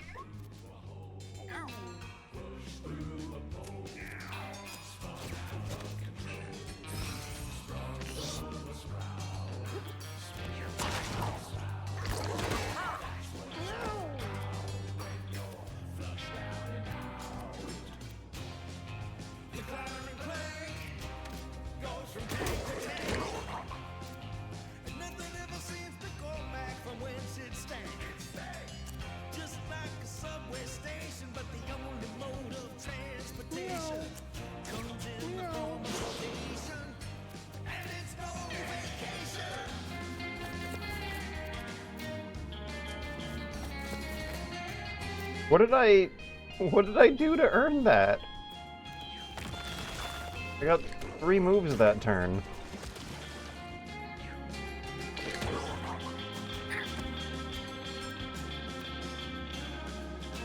It's so funny that Cosmic Punch doesn't work on this guy.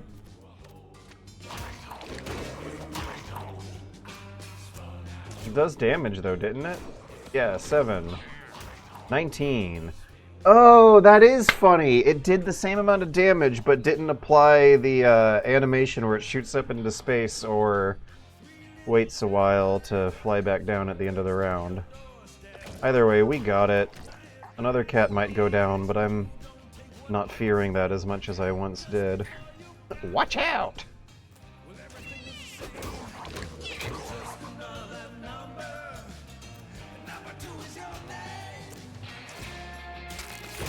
Yes, we did it.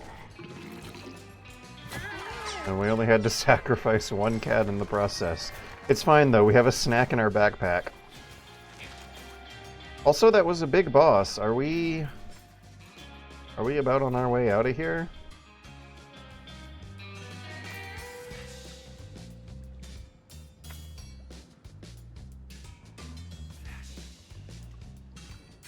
Oh, that sounds useful. Oh, that sounds more useful. Okay, we can go home or not. Home is the only clickable. Okay, we're gonna go home, but first I'm gonna go to the bathroom, and when I get back I'm gonna click on Twitch chat. Actually, what is that? Mom's ring! +1 damage, find a hill at the end of each bow. Also, is that a mom, an Isaac thing with the appearance of mom here? For those who know the Edmund McMillan universe better than I'm curious how much crossover there might be here. I'm gonna run pee, I'll be right back.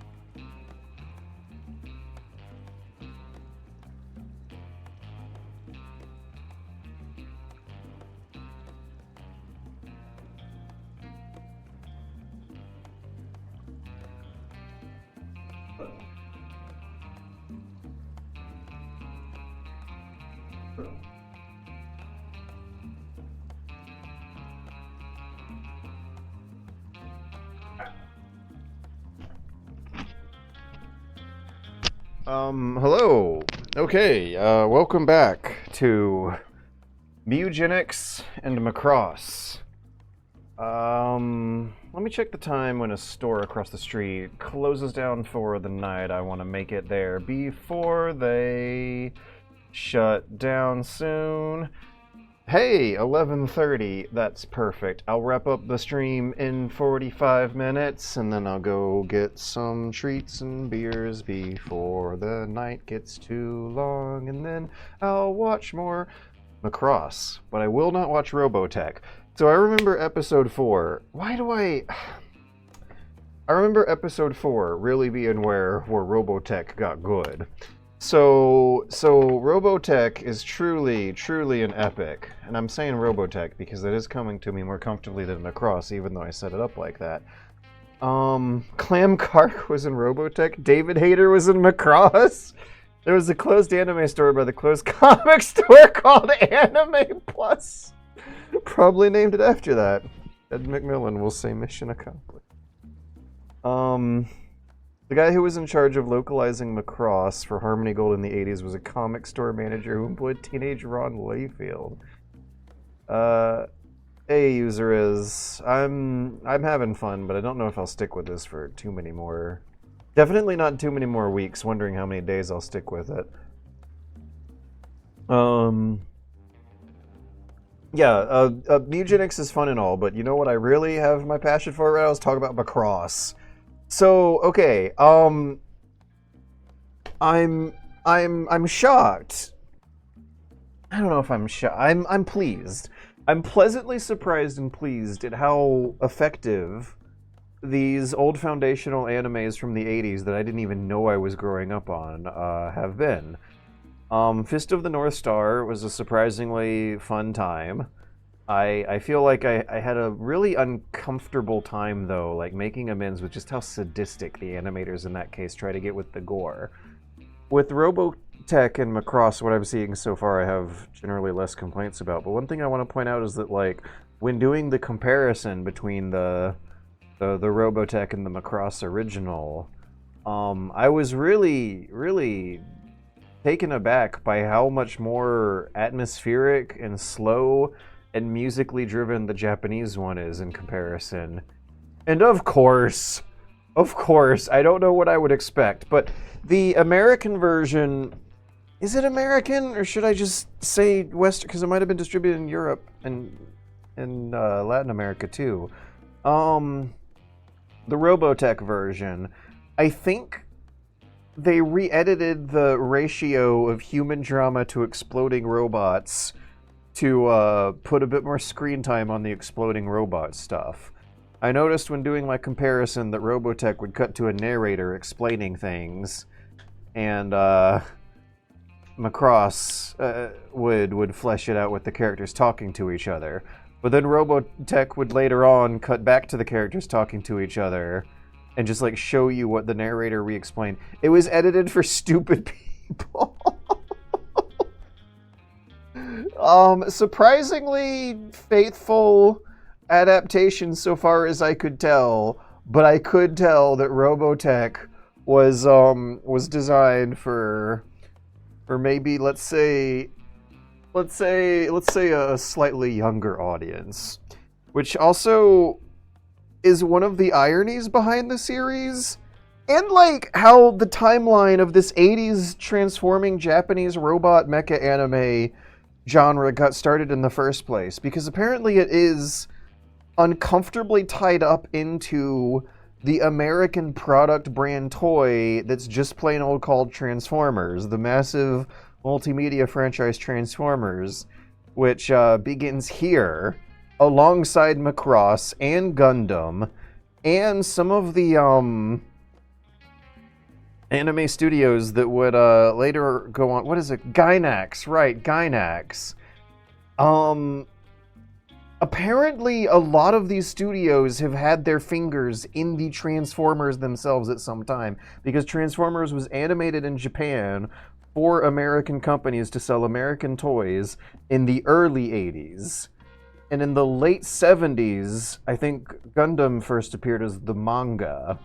And so the like toy selling effort for this American toy that outsourced this animation to Japan apparently like touched on some powder keg of interest in giant robots that Japan was bubbling up at the time, and other giant robot franchises just started coming out that wanted to follow the same model of selling plastic toys for kids, and Macross was one, but it didn't actually work out because the storyline in Macross was too good.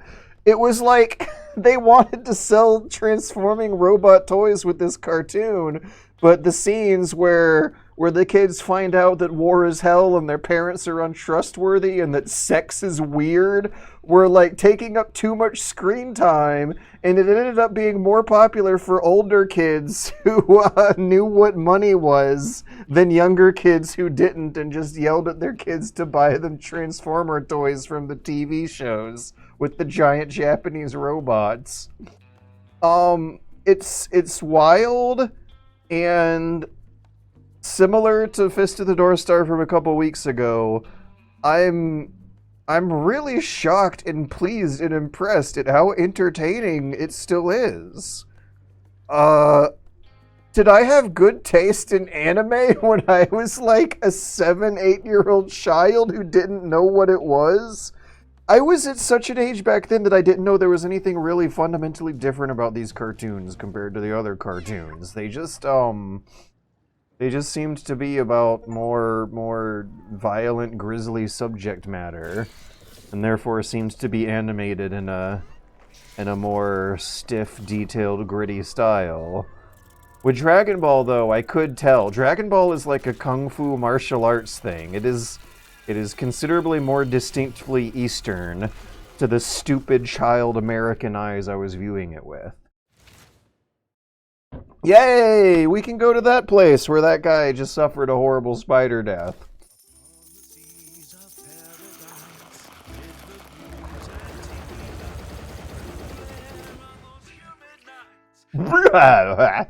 Jeez.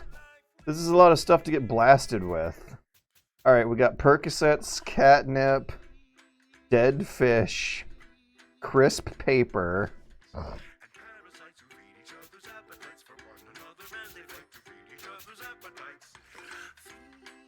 We gotta make choices. We gotta stop thinking about Macross for a second and decide which of the stuff to keep and which of the stuff to toss. 3, 6, 9, 12, 15, 16 spaces.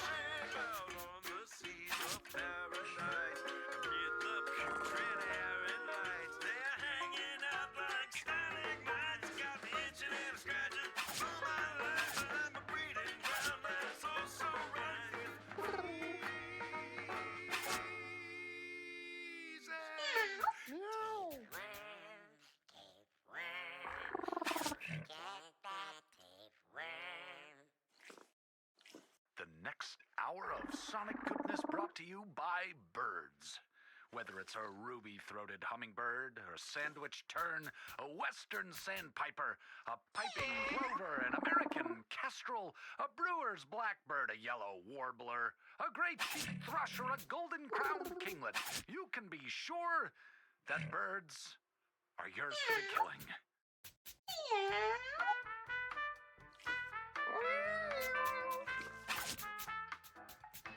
Okay, I'm done making decisions. Yeah, now where was I? Right, Macross. Dragon Ball Z is to the dumb child eyes I was seeing this stuff with, immediately visibly more Eastern and weird and exotic and foreign than Macross ever struck me. Maybe because at the time Macross was called Robotech. I don't think that name would get a dumb, stupid, culturally myopic child to think there was anything exotic going on. So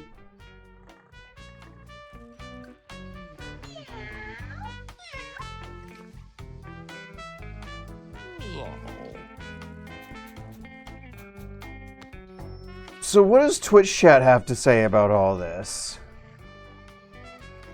Gundam's anime was a month before manga. The Gundam novel is wild.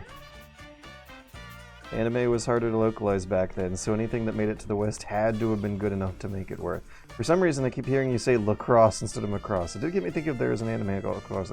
I am certain there is. There might be several, in fact. If there is a sport, there's probably an anime of it. I think I want to give this game about 30 more minutes, and then I'll wrap it up for the night. Okay, Butch has like a new mission for us. Wants cats that have been to the sewers or junkyard. Right, we've got a couple of those. Wants retired cats. Wants kitten information to help breed cats. Wonderful. So, also, one of them had a useful mutation, I remember.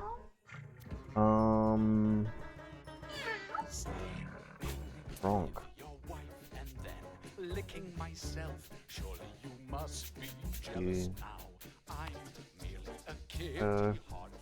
Which is the one that had the mutation again? Yeah, leg mutation. Okay, so that's Lincoln. Let's make sure Lincoln gets to make kittens, and then some of the other veterans might be ready for a new home. Butch. B.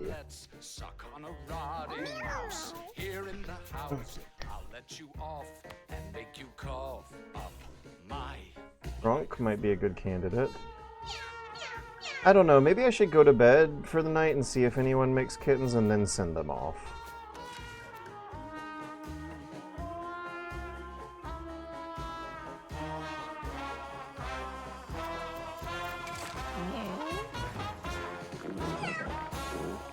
Oh my god! That's not good. Maybe because there's not enough food? 51 out of 100, so I guess that means we need, like, 49 more. How do we get food again?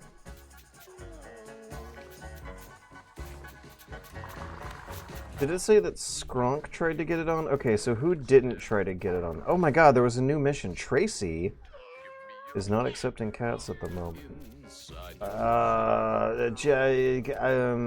No, where's my cat menu? I thought this would be my cat menu.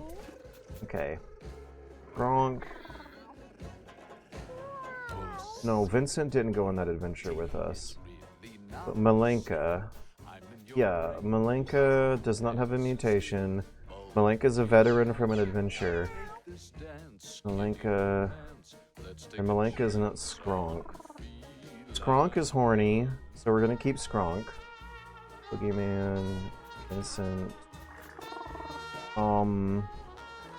Lincoln is a male with genetic mutations. Is Skronk male or female? Skronk is horny and undetermined. Who else went on that adventure with us just now? I'm finding these names hard to remember. Lincoln, right. No, Lincoln. Lincoln I want to keep. I think BB was on the adventure with us? Yeah, BB was doing the bramble shots. Age 5. Drunk. Boogeyman. Is Boogeyman a veteran? Boogeyman... Vincent's the oldest I have. Their names are all white except Amelia. And I think the white names are veterans. Tired cats. So I think we get food by going on adventures, and that's... Oh, my food demands did not decrease at all. Willow, I'm not gonna take new cats while we're having a food crisis. I'll take this dance, kitty romance. Let's take a chance on Linka. Love.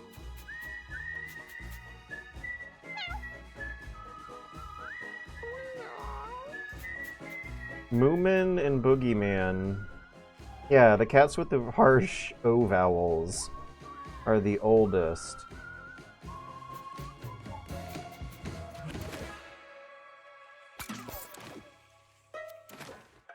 He wants 25 cats?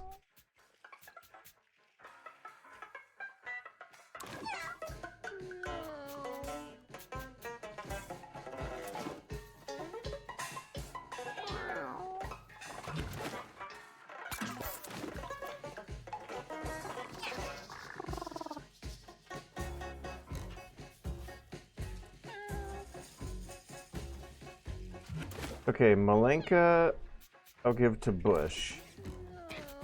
Let me just double check this. Because Skronk is horny. Lincoln has an important gene I want to pass on. Phoebe, Skronk, Anilia, Willow. Malanka is the oldest one left, who does not have particularly unique genes, who is a veteran of a sewer adventure. Oh! Oh. Extra reward upgrade your... Oh, he wants 9 more! Alright, how many cats are left here?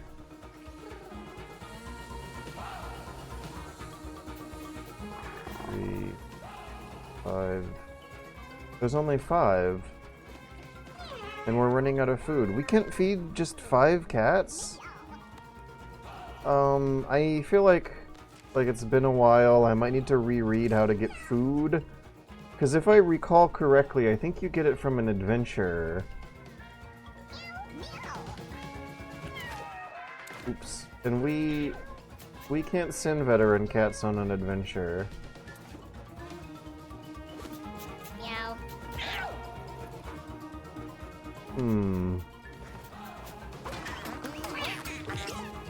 Yay! This is exactly what I wanted to happen. Lincoln got it on with Skronk and made a kitten. Jaws a mule. Claws out, short shot. So they're gonna be like an archer. 46 out of 100. It didn't warn me about food. It did take away food. I guess it's a good thing I just gave away so many cats. Yeah, Tracy, what is Tracy's deal? E-Mart.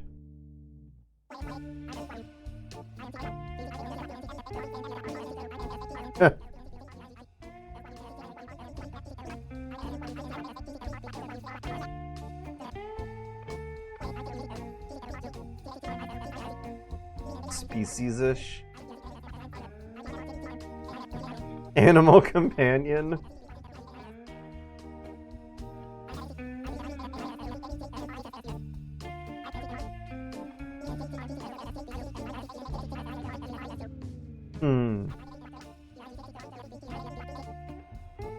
So, I have from what I've interpreted in this game so far, I'm kind of sort of interpreting this game as a, like, good-humored, self-deprecating love letter / homage to how much Edmund McMillen and his wife love their cats. I don't know if I'm right or wrong about this, but I feel like the characters I've seen so far that you interact with, that Butch and Tink are self-inserts of Edmund McMillen.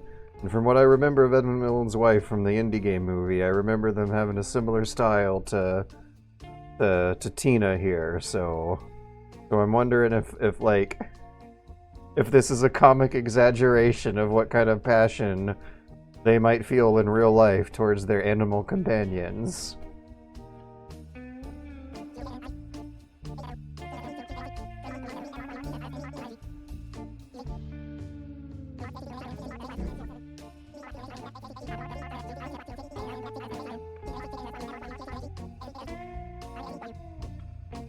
Oh, why do they hate us? Well, good thing I have so much money.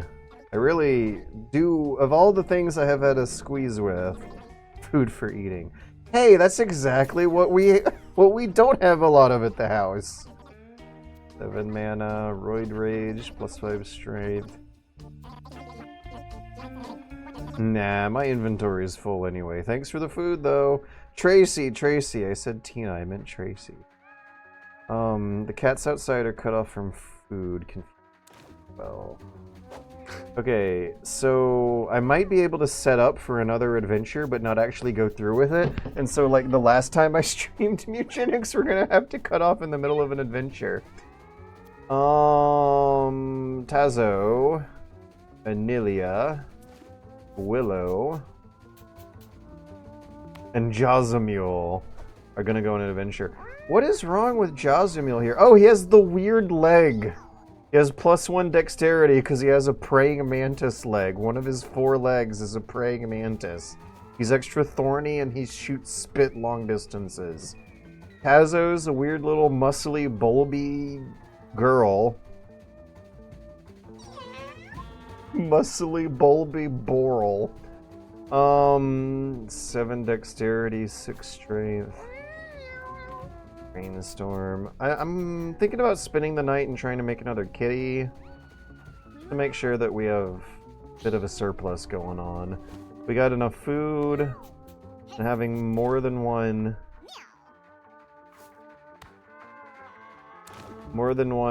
kitten left over once we go on our next adventure would be nice instead of cutting things close.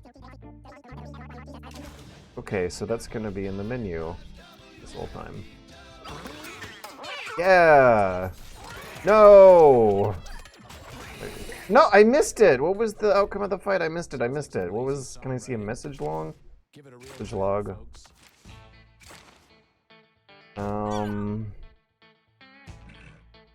But yeah, Benjil, age 1. Benjil, is Benjil a new kitty?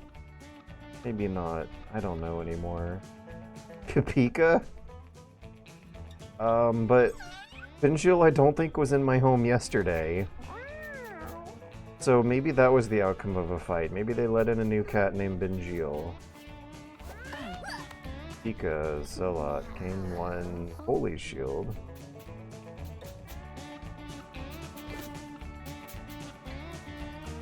Okay. So who are the new kitties?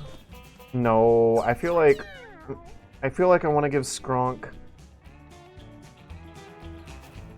and Lincoln one more chance with each other. And then give one of them away to one of these shelters to go to a happy home. Just calm, nothing of significance. Damn. Alright, fine, we'll try one more time. Skronk with Tazo. Okay, that might still work. Wait, no, Skronk is just horny. Skronk doesn't have interesting genes. Skronk is just hornier. There's nothing interesting about Skronk other than the fact that they are hornier than your average cat. Alright. So we do have a lot of kittens. I think we have 3 kittens. Which is the kitten with the mutation? Lincoln. BB. Let's send BB away.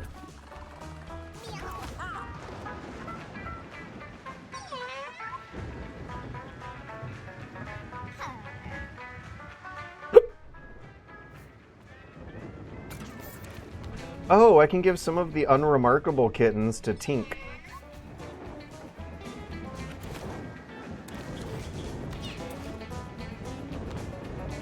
Hello. Jamaica. Is Jamaica the only one? Jamaica's an unremarkable kitten, and I actually forgot about this the last time they made kittens. Wish I had remembered. Okay, so... Tink, information, remember Tracy, Stux, Fox. Let's see, 5. Alright, we definitely have an interesting cat that should qualify. Wait, Anilia? Yeah, let's just give her to Tracy. Okay.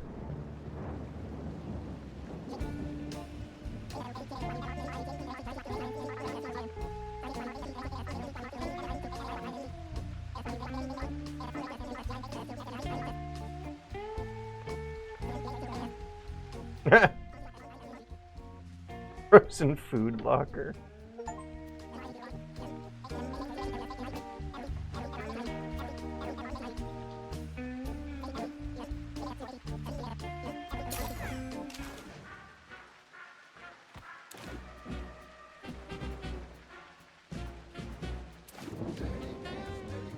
Everybody itching, everybody scratching. What's that fever that everybody's catching? Stops in your veins with a little bit of pain. Okay, Jazamule is adventure worthy.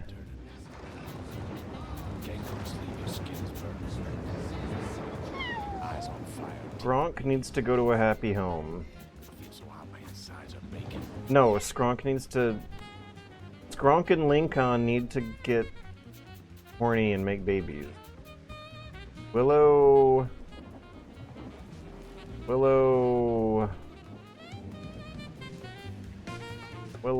Tazo... And Benjiel is adventure worthy.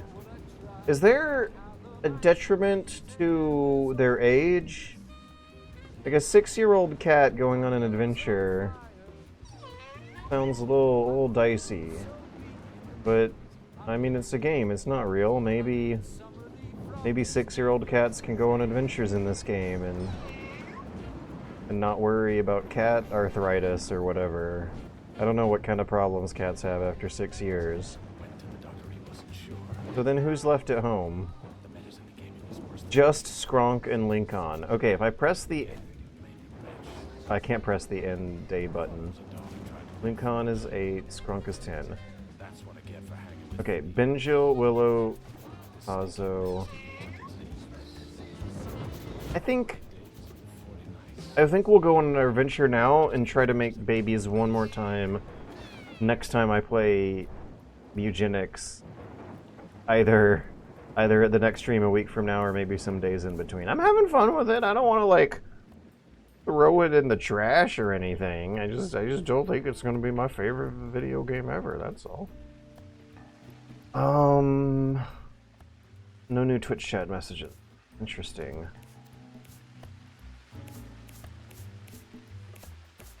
Okay, there was like a star here. Jazamule. One of these cats had an interesting mutation. I think it was Jazamule. They got like +1 dexterity. Who has the highest dexterity? Tazo. Jazamule has the second high. Claws out, shortcut. It's Jazamule. I remember the claws out associated with the mutation. Oh, I can just look at him with my face. He has the mantis leg. Okay.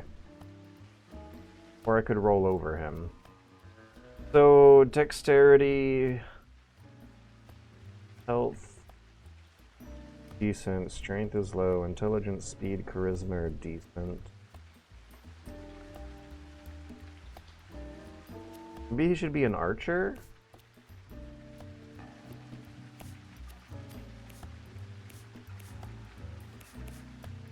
Willow and Tazo have the lowest HPs, so one of them will be a mage, one of them will be an archer. Cost of your other spells by 1 mana. Well, that sounds like mage stuff.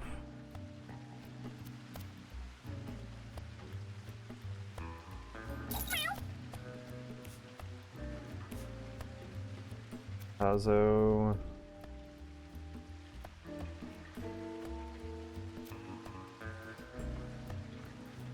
Ah. Their basic attack is a, melee, though.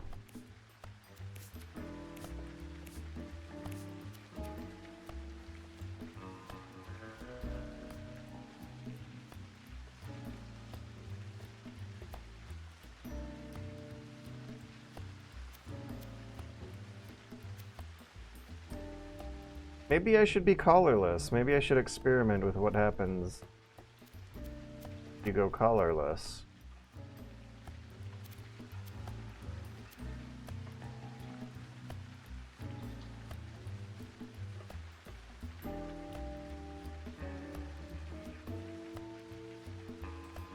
Also, I've been saying paladin this whole time when the real term is cleric. Excuse me. I understood the concept, but got the vocabulary different. What I've been griping about.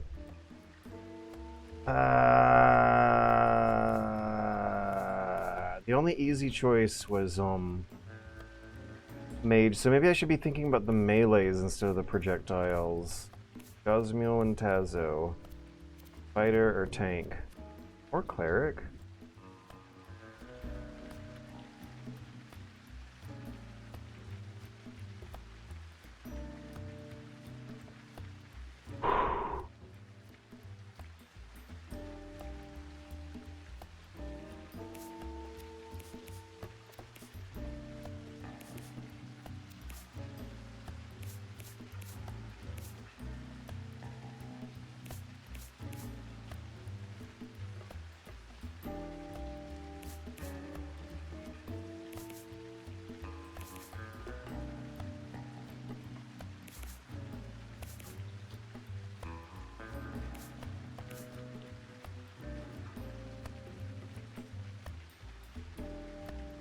They don't seem obviously suited towards either of these. I remember getting hit with this choice paralysis last time too. So maybe these collars are just always going to be tough choices. Got 4 options to choose from for 3 cats. And they don't seem highly specialized towards any of them. Tazo has the highest strength, but not a lot of HP. But we did learn last adventure that that is going to get bumped way up as the adventure goes on. Alright, we'll make him a fighter. Jazamule and Benjil. Cleric and Paladin are very similar. As... What if I told you that turn-based strategy games are very similar? Benjil or Jazamule? 3557, 3656. 6655, 7656. It's the same numbers. Sometimes they're up 1, sometimes they're down 1, but they got a pretty similar set of stats for both of them. Boom boom boom boom boom boom boom boom boom boom boom boom boom boom boom ba-dow. Ba-dum. Boom ba-dum. Ba-dum. Alright, I got this. I got this. I barely have to make a decision now. Tank or cleric? I feel like I really want a cleric. Hey, booster! He comes equipped with booster? Okay, fine. Maybe the decision wasn't that so hard, because coming equipped with booster by default seems pretty well suited to cleric. Oh, that's right. I gotta also put their clothes on. Start with the star of the show with the weird praying mantis leg. The guys that do damage should get throwing knives. Arrow.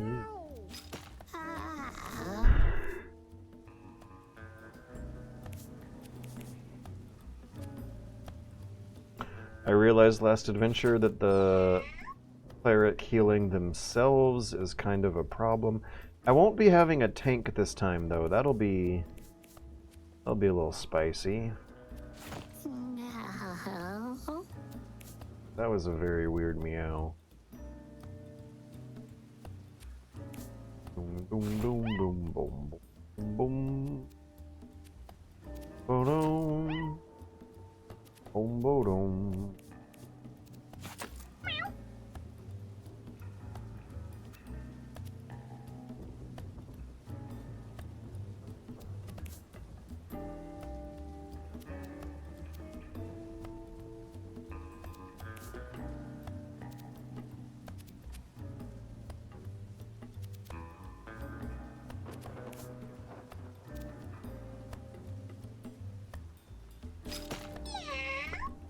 Guess that'll be good to overcompensate for his lack of strength. Ba-dow. Bow, bow, bow, ba-dow. Bow, bow, bow, ba-dow. Bow, ba-dow. Bow, bow, bow, ba-dow.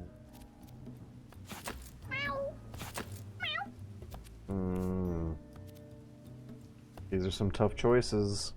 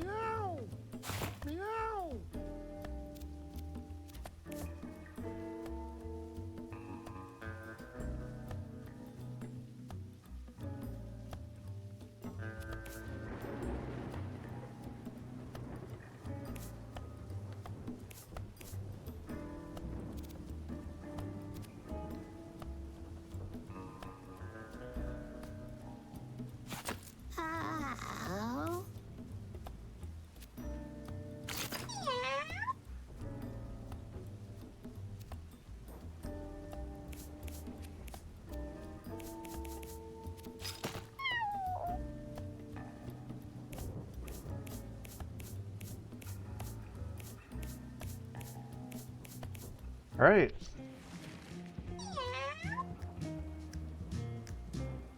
Binjil's Wizards. The team name generator also seemed to put some kind of priority on Binjil being the star of the show here. Okay, I got a lot to remember for the entire week or however long it's going to be for me to return to Mewgenics. Until then, I'm going to wrap up here because I got to make a trip to a convenience store before it closes down and get some food. I have a pantry that's running low on supplies because I didn't do my weekly grocery shopping this week because I'm in the hospice with Mewgenics music playing in the background of my head. Wow, I was like wiping poop off her fingers. Anyways, apparently we also have to worry about thunderstorms. At the end of each round, wind blows everything one space in a... Whoa, hello! In a random direction. After each turn, there's a chance for a random lightning strike. Okay, so it's kind of like a hard mode? When you go back and do more adventures in old areas again, it's going to be a hard mode. Yeah, that's another thing, the repetition. I've never, I hit this problem really bad with Hades. The repetition of roguelikes, where you play the same levels over and over again, is something that also more naturally suited towards other gamers than myself. I am a narrative gamer who likes narratives and good narratives, and tonight I'll be indulging in some narrative nostalgia. I still gotta decide if I want to watch Robotech or Macross. I'll watch Macross. I will watch the show the way it's meant to be seen. As I watch through this show, I'll have all sorts of weird memories of what me and my mom were doing when I was 7 or 8 years old. Stuff I'd forgotten about until then.